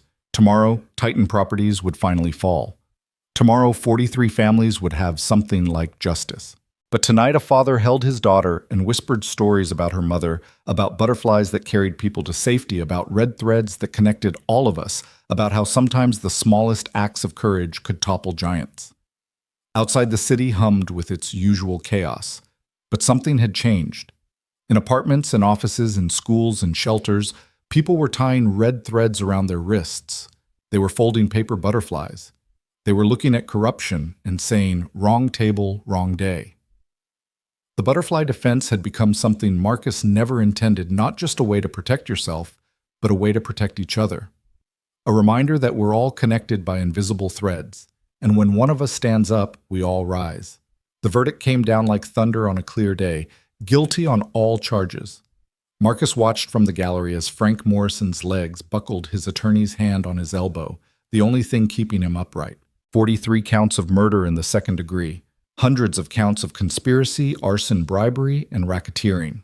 The judge's voice was steady as she read each verdict, each guilty. Another nail in the coffin of Titan Properties' empire. Emma sat beside him, drawing in her notebook, butterflies carrying buildings away from fires, red threads connecting stick figures holding hands. She'd insisted on being there for the verdict, said she needed to see the bad man face consequences. Marcus had reluctantly agreed, knowing she'd already seen too much to be protected from this ending. Catherine Kim sat at the prosecution table, her shoulders finally relaxing after months of tension. The butterfly pin caught the light as she turned to look at the gallery, finding Marcus's eyes. She nodded once, a silent acknowledgement of what they'd accomplished together. But even as the courtroom erupted in subdued celebration, victims' families embracing journalists, frantically typing lawyers, shaking hands, Marcus noticed something wrong. A man in a maintenance uniform near the jury exit.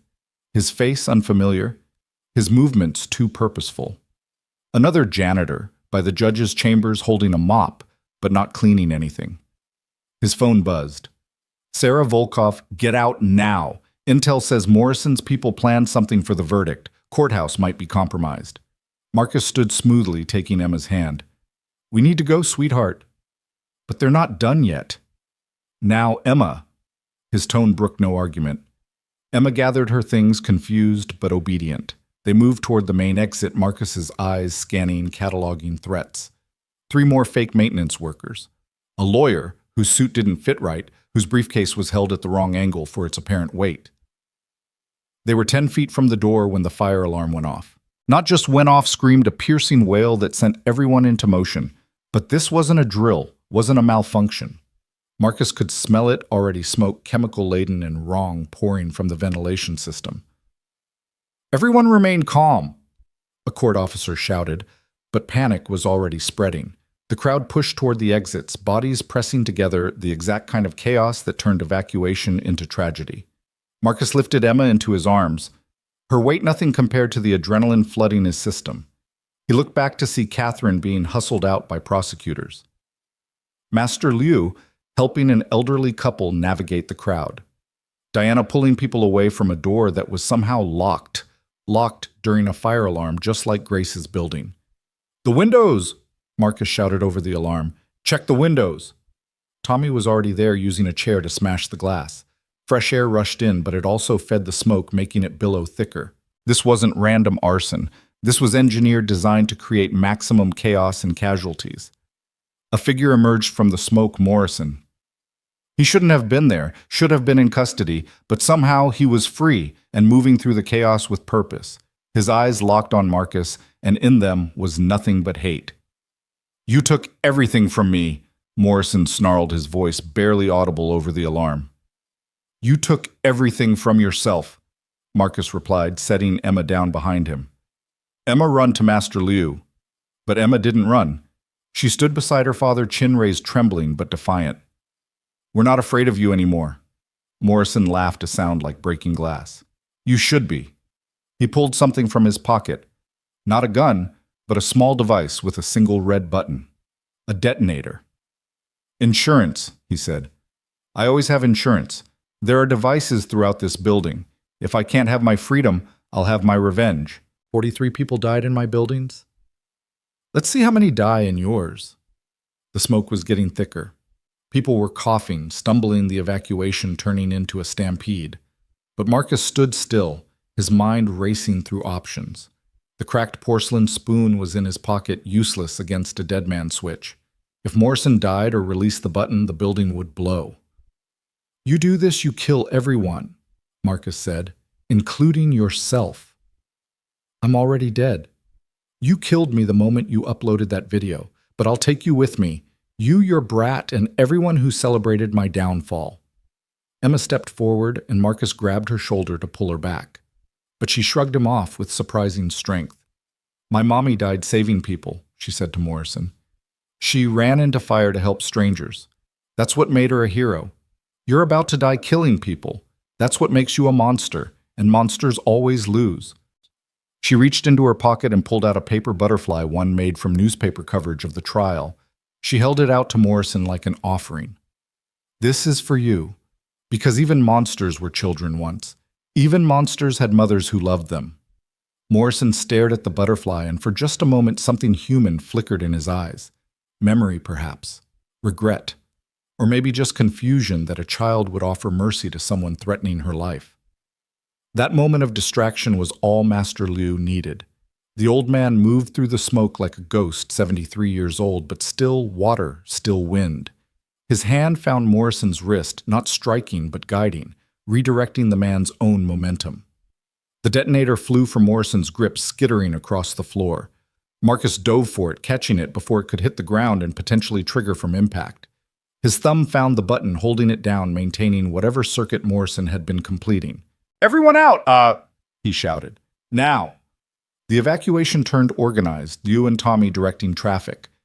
Diana breaking open more windows, James literally carrying an elderly juror who'd been overcome by smoke. Catherine Kim was by the prosecution table, refusing to leave without the evidence boxes, the physical proof of Titan's crimes. Leave them, Sarah Volkov shouted, appearing through the smoke with a team of FBI agents. These are the originals, Catherine shouted back. Without them, you're dead, Marcus called out, still holding the detonator. Go, I've got this. It was a lie. He had no idea how to defuse whatever Morrison had rigged, but he knew the building had to be cleared before he could even try. Morrison was on the ground, Liu's knee in his back, the old man barely breathing hard while Morrison gasped and cursed. The smoke was clearing now that the windows were broken, revealing the full scope of the chaos. Overturned furniture, scattered papers, the abandoned possessions of people who'd fled for their lives. Daddy. Emma hadn't left. Of course she hadn't left. Emma, you need to go. Not without you. This button, if I let go, the building might explode. I need you safe. Emma looked at the detonator, at her father, at Morrison still pinned on the floor. Then she did something that would be talked about for years. She sat down cross-legged beside Marcus and started folding a paper crane from a court document that had fallen nearby. I'll wait, she said simply. We face things together. That's what family does. The bomb squad arrived 7 minutes later, though it felt like 7 hours. Marcus's thumb had started to cramp, sweat running down his face, despite the cold air from the broken windows. Emma had made 3 paper cranes, lining them up like sentinels. Sir, we need you to maintain pressure while we trace the circuit, the bomb tech said, her voice calm despite the situation. Can you do that? I've been doing it. Good. This is going to take a few minutes. Everyone else needs to clear the building. My daughter, stays, Emma interrupted. We're connected. She held up her wrist, showing the red thread tied there. If you make me leave, the thread breaks. That's bad luck. The bomb tech looked like she wanted to argue, but something in Emma's face, that same determination that had faced down Morrison, made her nod. Keep her talking, she told Marcus. Both of you stay calm. So Marcus talked. He told Emma about meeting her mother, about their first date at a terrible Chinese restaurant where the food was awful, but the conversation was perfect. He told her about Grace's laugh, her terrible singing, her absolute inability to fold fitted sheets. Emma told him about school, about her friend Lily, who could speak 4 languages, about the butterfly garden she wanted to plant on their building's roof. She told him about the dreams where Mommy visited, always surrounded by butterflies, always smiling. They talked while the bomb tech worked, while Morrison was dragged away in chains, while the building was confirmed clear of other devices. They talked until the tech said the magic words, "Got it, you can let go." Marcus's thumb released the button. Nothing exploded. The building stood. Emma threw herself into his arms, and he held her tight, both of them shaking now that the danger had passed.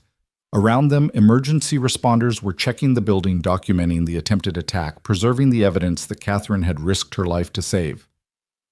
Mr. Chen, a reporter had somehow gotten past the police line camera crew in tow. How does it feel to have saved the courthouse? Marcus stood Emma still in his arms and looked directly into the camera. I didn't save anything alone. Master Liu stopped Morrison. The bomb squad defused the device. Everyone who helped evacuate people safely, they're the heroes. I just held a button. But your daughter stayed with you, risking her life. My daughter showed more courage than most adults ever will. She faced down the man who killed her mother and offered him mercy. She stayed because that's what love does. It stays when leaving would be safer. He walked away, then carrying Emma through the crowd that had gathered outside. People reached out to touch them as they passed, like they were talismans of hope. Someone started clapping, then others joined in until the sound followed them down the courthouse steps. Sarah Volkov caught up with them at Marcus's van. That was incredibly stupid and incredibly brave. Which part? All of it. Emma facing Morrison. You holding that detonator, staying in the building. She paused. Thank you. For what? For proving that ordinary people can do extraordinary things. For showing that courage isn't the absence of fear, it's acting despite it. She handed him a card. My personal number. The Bureau is forming a new task force to investigate corruption in city services, inspection departments, housing authorities, anyone who might be taking bribes to overlook safety violations. We could use a consultant who understands both the technical side and the human cost. Marcus looked at the card, then at Emma, who was already folding it into something that might become a butterfly. I'll think about it. That night, the attempted courthouse bombing led every newscast. The image of Emma sitting beside her father, calmly folding paper cranes while he held a dead man's switch, became instantly iconic. Someone had filmed it through the broken courthouse window, the smoke swirling around them like something out of a movie. But more importantly, Morrison's attempt to destroy the evidence had failed. Every document, every email, every piece of proof survived. The trial would continue. Justice would be served. Marcus tucked Emma into bed, her room now decorated with hundreds of paper butterflies sent by strangers inspired by her courage. She'd insisted on keeping them all, said they were proof that good outnumbered evil. Daddy, she said sleepily, were you scared today? Terrified. But you didn't let go. Neither did you. You stayed with me. That's what Mommy would have done. Marcus kissed her forehead. Yeah, baby. That's exactly what Mommy would have done. His phone buzzed with messages as he left her room. Catherine Kim. The evidence is secure. We can continue. Grace will have justice. Master Liu. Proud of you both. Real strength is not in the fist, but in the hand that stays open. Diana. You realize Emma's going to be impossible to babysit now, right? Kid faced down a terrorist and won. But it was the last message that stopped him cold. Unknown number, but the content was clear. Morrison was just one head of the Hydra. You've made powerful enemies, Mr. Chen. Watch your back. Marcus deleted the message, then reconsidered and screenshot it first, sending it to Sarah Volkov. If there were more Frank Morrisons out there, more Titan properties operating in shadow, then the fight wasn't over. He stood on his small balcony looking out at the city lights. Somewhere out there in buildings just as vulnerable as Grace's had been, people were sleeping unaware of the dangers around them. Faulty wiring, disabled sprinklers, chained exits, all it took was greed and indifference to turn homes into death traps. The red threads on his wrist, 5 now. Emma had added another after the courthouse caught the light. Each one a reminder, a connection, a promise to keep fighting. His phone rang. Unknown number, but he answered. Mr. Chen. This is Timothy Walsh from the mayor's office. The mayor would like to meet with you tomorrow to discuss a new citywide safety initiative. After today's events, it's clear we need people like you involved in preventing future tragedies. People like me. People who see what's broken and aren't afraid to fix it. People who stand up when standing up is dangerous. The mayor wants to create a civilian oversight committee for building safety, one that can't be bought or intimidated. Will you at least hear her out? Marcus thought about Grace, about the 43 people who died for profit, about Emma facing down Morrison with nothing but paper butterflies and truth. What time? 10 a.m. City Hall. Mr. Chen, what you and your daughter did today, what you've been doing since this started, it's changing things. The butterfly effect is real. After he hung up, Marcus went to his closet and pulled out a box he hadn't opened in 4 years. Inside were Grace's things, her jewelry, her photos, the last painting she'd been working on before she died. It was unfinished, a bird taking flight wings spread, but details incomplete. He set it on his easel. He'd kept the easel, unable to part with it, and studied the lines Grace had sketched. She'd always said art was about seeing what could be, not just what was, about adding color and light to emptiness. Emma appeared in the doorway, rubbing sleepy eyes. Is that Mommy's? Yeah, her last painting. It's not done. No. Emma patted over, looking at the sketch with the serious expression she got when solving problems. We could finish it. We don't know what she intended. She intended it to fly, Emma said simply. All her birds flew. We just have to help this one get there. She picked up a brush too small for her fingers and looked at Marcus expectantly. You have to help. I don't know how to paint birds, but maybe together we can figure it out. Marcus picked up another brush, his hand trembling slightly. He'd never painted, had always left that to Grace. But Emma was right, together they could try. They worked in silence for a while, adding touches of color, trying to imagine what Grace would have done. The bird began to take shape, not perfect, not Grace's style exactly, but something new, something theirs. It looks like a butterfly bird, Emma observed. She was right. Their additions had transformed Grace's bird into something hybrid, wings that could have been feathers or could have been butterfly wings, depending on how the light hit them. I think Mommy would like it, Emma said. Why? Because it's both things at once. Strong, like a bird, pretty like a butterfly. Like how we're both maintenance people and heroes.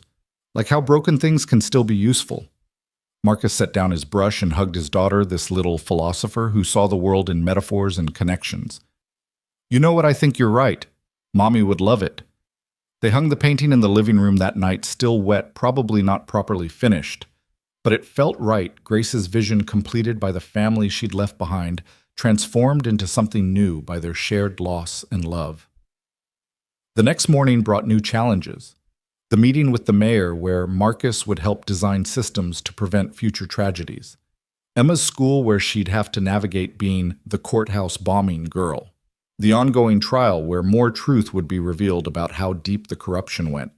But for now, in the pre-dawn quiet, Marcus stood before the butterfly bird painting and felt something he hadn't experienced in 4 years' peace.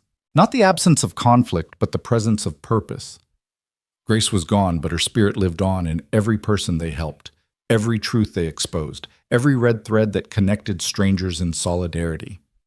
The butterfly defense had become more than just a fighting technique. It had become a philosophy. Face your fears, protect others, transform violence into justice. Connect through compassion. Emma joined him, already dressed for school, a new butterfly clip in her hair. Ready for another day of fixing things? She asked. Marcus looked at his daughter, at the painting, at the city waking up outside their window. Yeah, baby, let's go fix the world. They left together, hand in hand, red threads on their wrists, ready for whatever battles the day would bring. Behind them, the butterfly bird painting caught the morning sun wings spread wide, finally free to fly. The mayor's office was exactly what Marcus expected, all Polish and power, designed to impress and intimidate. But after facing down Frank Morrison with a dead man's switch, it would take more than mahogany and marble to make him nervous. Mayor Patricia Hernandez stood as they entered, her handshake firm, her smile genuine. Mr. Chen, thank you for coming, and this must be Emma. Emma, who'd insisted on coming, performed a small bow she'd learned in her martial arts class. Thank you for having us, Mayor Hernandez. Such wonderful manners. Please sit. Can I get you anything, coffee, juice? Do you have chocolate milk? Emma asked hopefully. The mayor's assistant scrambled to find some while Hernandez got down to business. Mr. Chen, what happened yesterday at the courthouse was a wake-up call. We've been reactive for too long, only addressing safety violations after tragedies occur. I want to change that. How? A civilian oversight committee with real teeth. The power to conduct surprise inspections, to override corrupt inspectors, to shut down dangerous buildings immediately. No bureaucracy, no delays, no opportunities for bribes to smooth things over. Marcus leaned back, studying her. And you want me involved? I want you to lead it. I'm not a politician? Exactly. You're someone who can't be bought, can't be intimidated, and has already proven you'll risk everything to protect people. The citizens trust you. More importantly, the corrupt fear you. I fix industrial equipment. You expose corruption and save lives. The equipment is just your cover story. She smiled. I've done my homework, Mr. Chen. Before your wife's death, you trained federal agents in threat assessment. You have 3 patents for safety detection systems. You speak 4 languages and have a master's degree in engineering that you never mention. Emma looked at her father with surprise. You speak 4 languages. 5 if you count Mama's bad cooking as a language, he said, making her giggle. The point is, Hernandez continued, you're uniquely qualified. Technical expertise, investigative skills, and most importantly, personal investment in making sure no one else loses what you lost. What about the people who won't want this committee to exist, the ones making money from the current system? That's why I need someone they're afraid of. After yesterday, after the videos of you holding that detonator while your daughter made origami beside you, you've become something more than just a man. You've become a symbol. Symbols make good targets. They also inspire others to stand up. She pulled out a folder thick with documents. These are reports from the last week alone. 17 different groups of tenants have formed committees, inspired by the Butterfly Defense conducting their own building inspections documenting violations.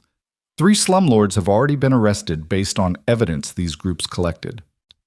Marcus flipped through the papers, seeing photos of people with red threads around their wrists, holding smartphones and clipboards, doing exactly what he'd been doing alone for years.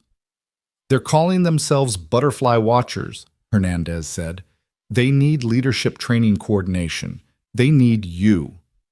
Before Marcus could respond, Emma spoke up. My daddy says one person can't fix everything, but maybe one person can teach other people to fix things, and then they teach more people, and eventually everything gets fixed. The mayor smiled. Your daughter is very wise. She gets it from her mother. Will you at least consider it?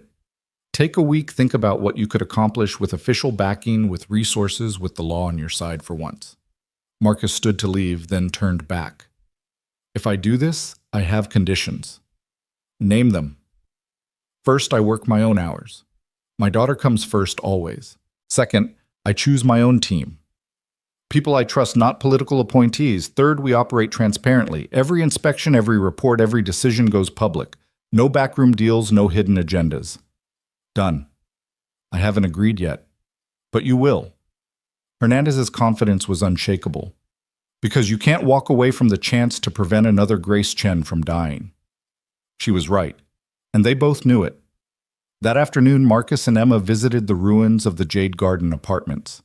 The building had been demolished after the fire, the lot sitting empty for 3 years while legal battles raged over the land. Now, with Titan properties destroyed, the city had reclaimed it. This is where Mommy lived, Emma asked, looking at the empty space. Where we all lived. You were too young to remember. We had a small apartment on the 3rd floor. Your mom painted in the corner by the window because the light was best there. They stood quietly for a moment. Then Emma pulled out a butterfly she'd folded from that morning's newspaper. The headline read, Courthouse Bomber Charged with Domestic Terrorism. She placed it on the ground where the building's entrance had been.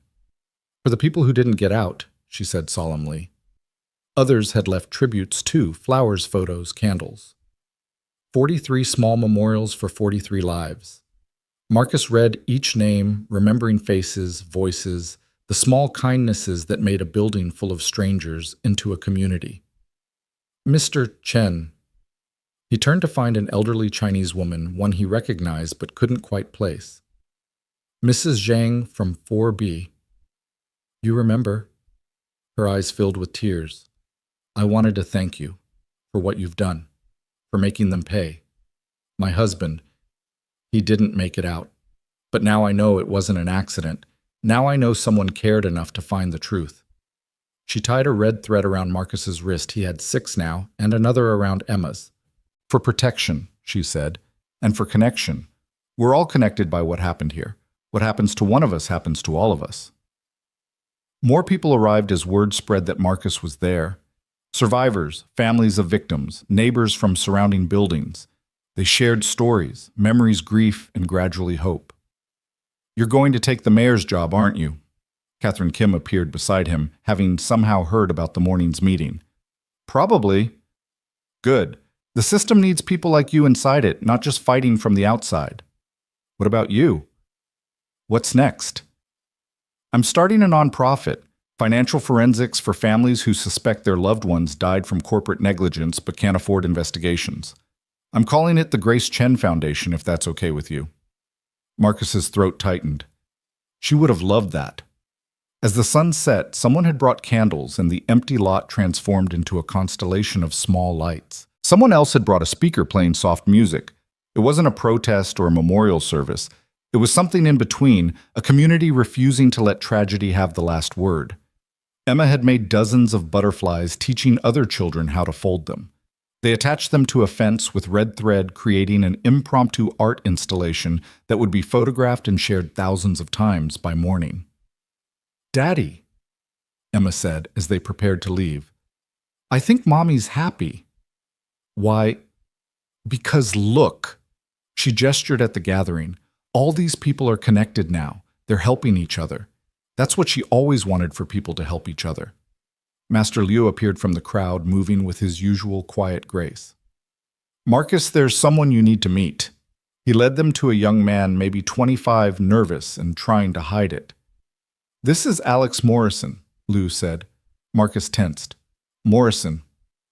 Frank Morrison's son, the young man said quickly. I know what you're thinking, but I'm not him. I've spent 5 years trying to distance myself from what he did. I'm a firefighter now. I save lives to atone for the ones he took. Marcus studied him, seeing genuine pain in his eyes. Why are you here? To apologize. To offer help. I know where my father kept his private files, the ones the FBI didn't find. Records of other companies doing what Titan did. Names, dates, buildings at risk. I want to give them to you. Why? Alex looked at Emma, who was watching him with that unnerving directness children possessed. Because she was right. At the courthouse, when she said even monsters were children once. My father was a monster, but he wasn't always. Something broke in him, or maybe it was always broken and just got worse. Either way, I can't undo what he did. But maybe I can help prevent others from doing the same. He handed Marcus a flash drive. Everything I could find. I've already sent copies to the FBI and the press, but I wanted you to have it too. You'll know what to do with it. He started to leave, then turned back. Your daughter, what she did at the courthouse offering my father mercy, even as he threatened her. That was the bravest thing I've ever seen. It made me brave enough to come forward. After he left, Emma tugged on Marcus's sleeve. He seemed sad. His father did terrible things. That's hard to live with. But he's not his father. No, he's not. Then we should help him. That's what the red thread means. We're all connected, even to the sad people. Marcus looked at his daughter, this little philosopher, who understood forgiveness better than most adults and felt his heart swell with pride and pain. She was so much like Grace, seeing the best in people, insisting on kindness even when it was hard. That night, Marcus reviewed the files Alex Morrison had provided. It was worse than he'd imagined. 15 companies across 5 states, all running the same playbook as Titan Properties. Buildings marked for renovation acceleration. Inspectors on payroll. Insurance policies updated just before fires. He called Sarah Volkov. I'm sending you something. You're going to want a whole task force for this. How bad? Remember when we thought Titan was the only one, they were just the most obvious. This is systemic. Jesus, how many buildings are at risk? At least 60 in immediate danger, maybe hundreds more. Send everything. We'll mobilize tonight. 6 months later, Marcus stood in the renovated community center that had once been a Titan Properties death trap, watching 42 new butterfly defense instructors demonstrate de-escalation techniques to a crowd of eager students. The walls were covered with photos, buildings that had been saved, families that had been protected, corruption that had been exposed. Emma sat in the front row, no longer his little girl, but somehow both smaller and larger than life. The courthouse incident had aged her in ways that broke Marcus's heart, but it had also given her a purpose that burned bright. She'd started a program at her school, teaching other kids to recognize danger signs in buildings, to document problems, to speak up when adults wouldn't listen. The children call it Butterfly Squad, Principal Martinez had told him. They've identified 17 safety violations we'd missed. Your daughter is training an army of tiny inspectors. Now Emma was demonstrating the red thread ceremony, showing new students how to tie them with intention, with purpose, with the understanding that each thread was a promise to protect not just yourself, but your community. My mom died because people stayed quiet, Emma told the crowd, her voice clear and strong. My dad fights because staying quiet kills people. The red thread means you're choosing to speak up, to stand up, to fix things instead of ignoring them. Marcus felt a hand on his shoulder. Catherine Kim stood beside him, looking healthier than she had during the trial. The nightmares had faded, she'd told him, replaced by the satisfaction of knowing she'd made a difference. The Grace Chen Foundation got approval for 12 more investigations this week, she said quietly. We're finding Titan Properties clones everywhere we look. Good. Keep looking. Marcus, there's something else. The FBI wants to formalize what we're doing. Create an actual federal task force with you as civilian director. Real authority, real resources, real power to shut down these operations. I already have a job. Running the city's safety committee, teaching butterfly defense, raising Emma, and somehow still finding time to personally inspect buildings at night. I know, but this would let you do all of that on a national scale. Before Marcus could respond, a commotion erupted near the entrance. 3 men in expensive suits had entered, their bearing, screaming corporate lawyers. The room tensed, hands moving to phones to record people positioning themselves between the suits and the children. The butterfly defense in action: create witnesses, protect the vulnerable, document everything. The lead lawyer held up his hands in a gesture of peace. We're not here to cause trouble. We represent Stronghold Properties. Our CEO would like to speak with Mr. Chen. Your CEO can make an appointment, Diana said, stepping forward. She'd been teaching a women's self-defense class and still had the protective gear on, making her look particularly intimidating. Please, the lawyer said. It's important. We're not like Titan. We want to prove that. Marcus studied them, then nodded to Diana to let them through. They approached, nervously aware that dozens of phones were recording their every move. Mr. Chen, I'm David Park, Chief Legal Counsel for Stronghold.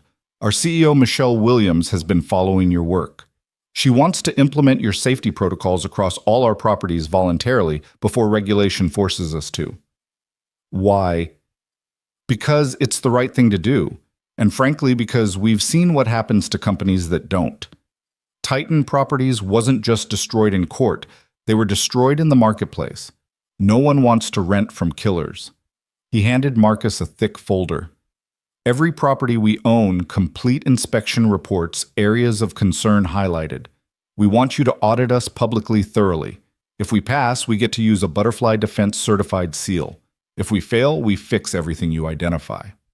Marcus flipped through the documents, his trained eye catching real transparency, not the sanitized versions companies usually provided. And if I find something criminal, you report it like you would anywhere else. We'd rather face consequences now than bodies later. It was a smart move, get ahead of the reform wave, turn compliance into a marketing advantage. But smart or not, it would save lives. I'll review these, Marcus said. But I work with a team now. Full transparency means public reports, published inspections, tenant interviews. You sure your board is ready for that? They will be, or they'll be replaced. Ms. Williams has majority control and a very clear vision. No more Grace Chens, no more Jade Gardens, no more preventable tragedies. After they left, Master Lu approached, moving with the careful grace of someone whose body was finally admitting to 7 decades of use. You've started something that's growing beyond you, he observed. That was always the plan, wasn't it?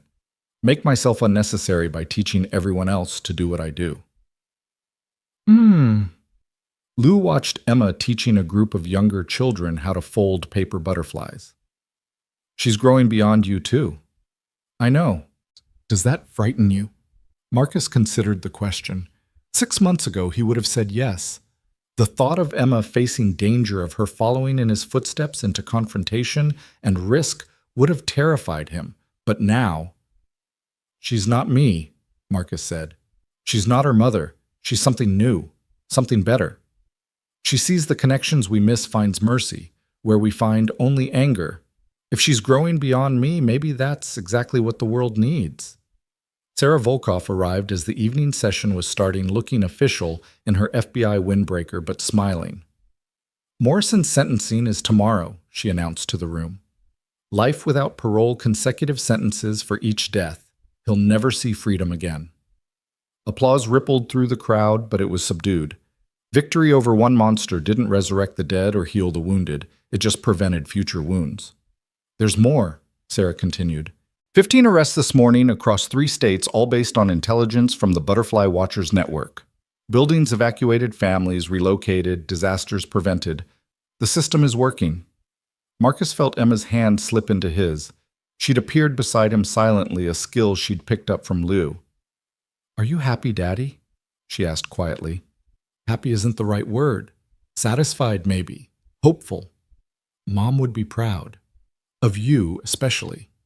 Of us, she corrected. We're a team. The evening progressed with demonstrations, testimonials, and training. Marcus watched it all with a strange sense of displacement, seeing something he'd started in grief and rage transform into something larger, something healing. Tommy Nguyen was teaching medical response how to help someone escape from smoke inhalation. Diana Foster demonstrated how to break windows safely, how to create exit routes when doors were blocked. James Okonkwo explained tenant rights, what to document, how to build legal cases against negligent landlords. And through it all, Emma moved like a small ambassador, translating adult concepts for children, creating games that taught serious lessons, making safety training feel like empowerment rather than fear. Mr. Chen, a young woman approached holding a baby. Marcus recognized her, one of the tenants from a building they'd evacuated last month, just days before a mysterious electrical fire that would have killed dozens. I wanted you to meet someone, she said, holding up the baby. This is Grace. Grace Marcus Thompson, named after your wife and you. If you hadn't found those code violations, hadn't forced the evacuation. She couldn't finish, tears stopping her words. Marcus looked at the baby, this small life that existed, because he'd chosen to channel his grief into action and felt something shift inside him. For 4 years, he'd been fighting against something, against corruption, against negligence, against the system that had killed his wife. But somewhere along the way, it had become fighting for something, for families like this, for futures that deserve to exist, for the simple right to be safe in your own home. She's beautiful, he managed to say. Do you want to hold her? Marcus accepted the baby carefully, this tiny person named after Ghost and Guardian both. Baby Grace gurgled, tiny fingers wrapping around his thumb with surprising strength. Emma peered at the baby with interest. She has fighter's hands. Look how strong her grip is. All babies grip like that, Marcus said, but Emma shook her head. No, this one's special. She's already holding on tight to life. She knows how precious it is. The mother smiled through her tears. We're moving to a Stronghold Properties building, one of the ones you're going to inspect. We figured if you're checking it, it must be safe. No building is perfectly safe, Marcus said carefully. But we can make them safer. We can make sure people are watching, checking, maintaining. We can make sure that when something goes wrong, it's actually an accident, not murder, disguised as negligence. As the evening wound down, Marcus found himself on the roof of the community center looking out over the city. Emma had fallen asleep on a bench, exhausted from teaching and demonstrating. Someone had covered her with a jacket, probably Lou, who stood nearby like a guardian statue. The mayor called, Liu said. The city council voted unanimously. Your safety committee is now permanent with a budget and subpoena power. You've officially got teeth. Teeth are only useful if you're willing to bite. And you've proven you will. That's why it works. Fear and respect and balance the way it should be. Catherine Kim joined them on the roof, holding 3 cups of tea from the shop next door. I've been thinking about Ahmad, she said, about how he died because he helped me. His family is suing Titan's insurance companies, but that won't bring him back. Nothing will, Marcus said gently. No, but we can make his death mean something more. I want to create an award in his name, the Ahmad Patel Courage Award for people who risk everything to expose corruption. Make him remembered as a hero, not just a victim. He'd like that. He always wanted to make a difference. They stood in comfortable silence, three people bound by tragedy and purpose, watching the city lights twinkle like ground-level stars. Somewhere out there in buildings they'd never see, people were sleeping safely because of the work they'd done. Children were growing up with parents who might have died in preventable fires. Families were whole that could have been shattered. We can't save them all, Catherine said, as if reading Marcus's thoughts. No, he agreed. But we can save more than we did yesterday, and tomorrow we'll save more than today. That has to be enough. Emma stirred, sitting up with the disoriented look of a child woken from deep sleep. Are we going home? She asked. Soon, baby. Just watching the city for a bit. She walked to the edge of the roof and pulled out a handful of paper butterflies from her pocket. She always had them like a magician with endless scarves. What are you doing? Marcus asked. Sending them out, she said, releasing the butterflies into the wind. They caught the breeze, spiraling up and out, white shapes dancing against the dark sky. Like messages. Maybe someone who needs hope will find one. One butterfly caught an updraft, soaring higher than the others, disappearing into the night sky like a prayer made visible. That one's for Mom, Emma said quietly. So she knows we're okay. Marcus pulled his daughter close. This remarkable child who'd faced down killers with kindness, who'd turned their tragedy into purpose, who saw the world not as it was, but as it could be. She knows, baby. She knows. The next morning brought Morrison's sentencing. The courthouse was packed, every seat filled, crowds outside, watching on large screens the city had set up. Marcus sat in the same spot he'd held throughout the trial, Emma beside him, the weight of the moment heavy on his shoulders. Morrison stood as the judge read the sentence, 43 consecutive life sentences. No possibility of parole, the maximum penalty for each count of murder. He looked older, grayer, diminished. The man who'd burned buildings for profit was now just another number in the system he'd manipulated for so long. Does the defendant have anything to say? Judge Weinstein asked. Morrison turned to face the gallery, his eyes finding Marcus. I was a businessman, he said. I maximize profit and minimize cost. That's what the system rewards. I just did it better than most. You murdered 43 people, the judge said coldly. I relocated obstacles to development. The system allowed it, encouraged it, rewarded it. I'm not the disease, I'm just a symptom. He sat down, apparently thinking he'd made some profound point, but Emma stood up, her small voice carrying through the courtroom. You're wrong, she said.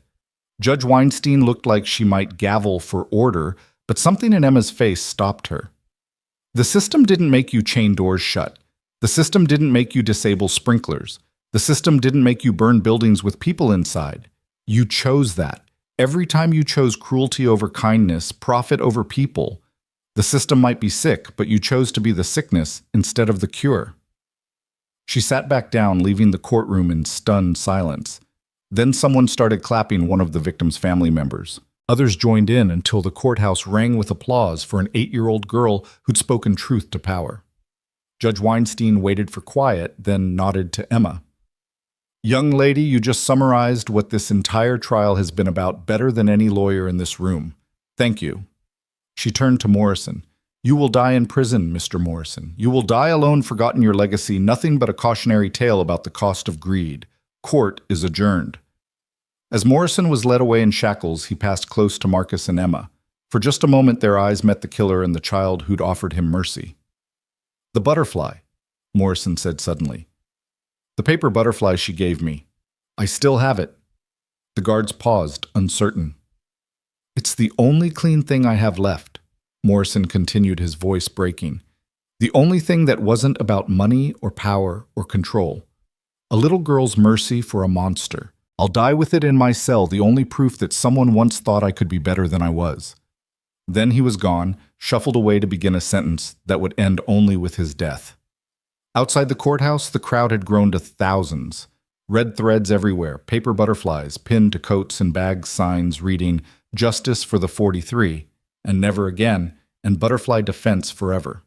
Marcus tried to leave quietly, but the crowd recognized them parting like a sea creating a corridor of respect. People reached out to touch them as they passed, not aggressively, just seeking connection, affirmation that heroes were real, and walked among them. "Mr. Chen Emma." They turned to find Alex Morrison pushing through the crowd. Frank Morrison's son looked haggard but determined. "I know you probably don't want to see me." "It's okay," Emma interrupted. "You're not him." Alex knelt down to her level. "I wanted to give you something." He pulled out a folder thick with documents. Every building my father ever touched, every inspector he bribed, every official he corrupted, names, dates, amounts. I've been gathering evidence for months. Marcus took the folder, feeling its weight, not just physical, but moral. This was Alex's complete betrayal of his father, his choosing of justice over blood. "Why?" Marcus asked. "Because she was right." Alex looked at Emma. "At the courthouse when you offered him mercy. It broke something in me, or maybe fixed something. I realized I had a choice: be his son or be someone's salvation. I choose salvation." He stood to leave, then turned back. "I'm applying to be a butterfly defense instructor. I know you probably won't accept me, but—" "Thursday nights," Marcus said. "Beginner's class. We'll see if you're serious." Alex's face transformed with surprise and gratitude. "Thank you. I won't let you down." As he disappeared into the crowd, Emma tugged on Marcus's sleeve. "That was kind of you. Everyone deserves a chance to choose better, even the sons of monsters." They made their way home through streets that felt different somehow. Safer, maybe, or just more connected. Marcus noticed things: red threads in shop windows, butterfly decals on doors, signs reading, "This building inspected by butterfly watchers." The movement had become self-sustaining, growing beyond anything he'd imagined. Their apartment building had a crowd outside, not reporters this time, but neighbors. Mrs. Chen from next door, still no relation, had organized a celebration. Tables lined the street laden with food from every culture represented in their building. Music played from speakers, children ran between adults' legs, and everyone wore red threads. "We wanted to celebrate," Mrs. Chen explained. "Not just the verdict, but what you've built. This building, this block, this neighborhood, we're all connected now. We watch out for each other. That's because of you." Marcus wanted to deflect, to minimize, but Emma squeezed his hand. "Say thank you, Daddy. It's okay to be appreciated." So he said thank you, and they joined the celebration. Marcus found himself teaching an impromptu butterfly defense class to interested neighbors. Emma showed children how to fold butterflies from napkins. The evening stretched on, full of laughter and connection, and the kind of community that arose from shared purpose. As the sun set, Marcus stood on their fire escape, which the building had finally fixed properly after his third inspection report, and watched the city prepare for night. Emma sat beside him, folding another butterfly from the evening's program.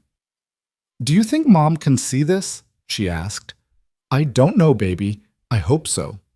I think she can. I think she sees every person we help, every building we save, every butterfly we send into the world. And I think she's proud." Marcus pulled his daughter close, this remarkable child who'd transformed their grief into grace. "You know what tomorrow is?" he asked. "Tuesday. The anniversary, 4 years since the fire." Emma was quiet for a moment. "Are we going to be sad?" "Probably, but maybe we can be other things too. Grateful for the time we had with her, proud of what we've built from the loss, hopeful about what comes next. Can we visit her?" "Of course. And can we bring butterflies? Lots of them, so many that the cemetery looks like a garden." Marcus smiled. "We can bring all the butterflies you want." That night, as Emma slept, Marcus sat at his computer drafting his response to the FBI's offer. He would accept, but with conditions. The work would be transparent. The communities affected would have a voice, and Emma would always come first. He looked at the butterfly bird painting on the wall, Grace's last work completed by their clumsy but loving hands. It wasn't what she'd envisioned, probably, but it was what they'd managed together. Imperfect, but meaningful. Broken, but beautiful. His phone buzzed with a message from Catherine. 8 more buildings evacuated tonight based on Butterfly Watcher reports. No casualties. The system is working. Then another from Sarah Volkov. 17 states want to implement butterfly defense programs. You started a revolution. Master Liu. Proud of you. Rest well. Tomorrow brings new battles. Diana. Bar tomorrow night. The whole crew. We need to celebrate before you become too famous to hang out with us. Tommy. My daughter wants to be Emma when she grows up. I told her to aim higher. Emma's just getting started. James. 3 more companies requesting voluntary inspection programs. Your model is becoming the standard. Marcus set the phone aside and walked to Emma's room, watching her sleep. She'd kicked off her covers as usual, one arm hanging off the bed, the other clutching a paper butterfly she'd been working on. He tucked her back in, kissed her forehead, and whispered, "Thank you for saving me, baby. After Mom died, I was drowning. You threw me a line made of red thread and pulled me back to shore." In the morning, they would visit Grace's grave. In the afternoon, he would accept the FBI position. In the evening, they would teach more people to protect themselves and others. But for now, in the quiet darkness, Marcus Chen stood guard over his daughter's sleep, the red threads on his wrist catching the nightlight's glow, a reminder that connection was the only real protection anyone had. Somewhere in the city, people were tying red threads around their wrists. Somewhere children were learning to fold paper butterflies. Somewhere buildings were being inspected by ordinary people who'd decided that staying silent was no longer acceptable. The butterfly defense had become more than a fighting technique or a movement. It had become a philosophy. We are all connected. What happens to one happens to all. Together we can transform tragedy into purpose, grief into grace, brokenness into beauty. And in a small apartment in Queens, a father and daughter who'd lost everything had found a way to give everyone hope. The cracked porcelain spoon sat on Marcus's nightstand, its fracture now familiar, comforting even. Still broken after all these months, still useful when needed, still ready to defend those who couldn't defend themselves. Some things Marcus had learned were stronger for having been broken. Some things could only become what they were meant to be after they'd been shattered and rebuilt. And sometimes the maintenance man really was the most important person in the room, not because he could fight, but because he could see what was broken and wasn't afraid to fix it. The city slept a million lights twinkling like ground-level stars, each one a life, a story, a potential tragedy or triumph. Marcus Chen, maintenance man turned protector. Father turned symbol. Closed his eyes and dreamed of butterflies carrying buildings away from fires of red threads, connecting every soul in the city of his wife's smile and his daughter's courage. Tomorrow would bring new challenges, new corruptions to expose new lives to save. But tonight, they were safe. They were together. They were enough. And in the end, that's all any of us can hope for, to be enough for the people who need us to stand up. When standing is dangerous to offer mercy, when justice would be easier to rebuild, when everything has burned. The red threads held, the butterflies flew, the broken things proved useful, and the story, like all true stories, didn't end. It transformed.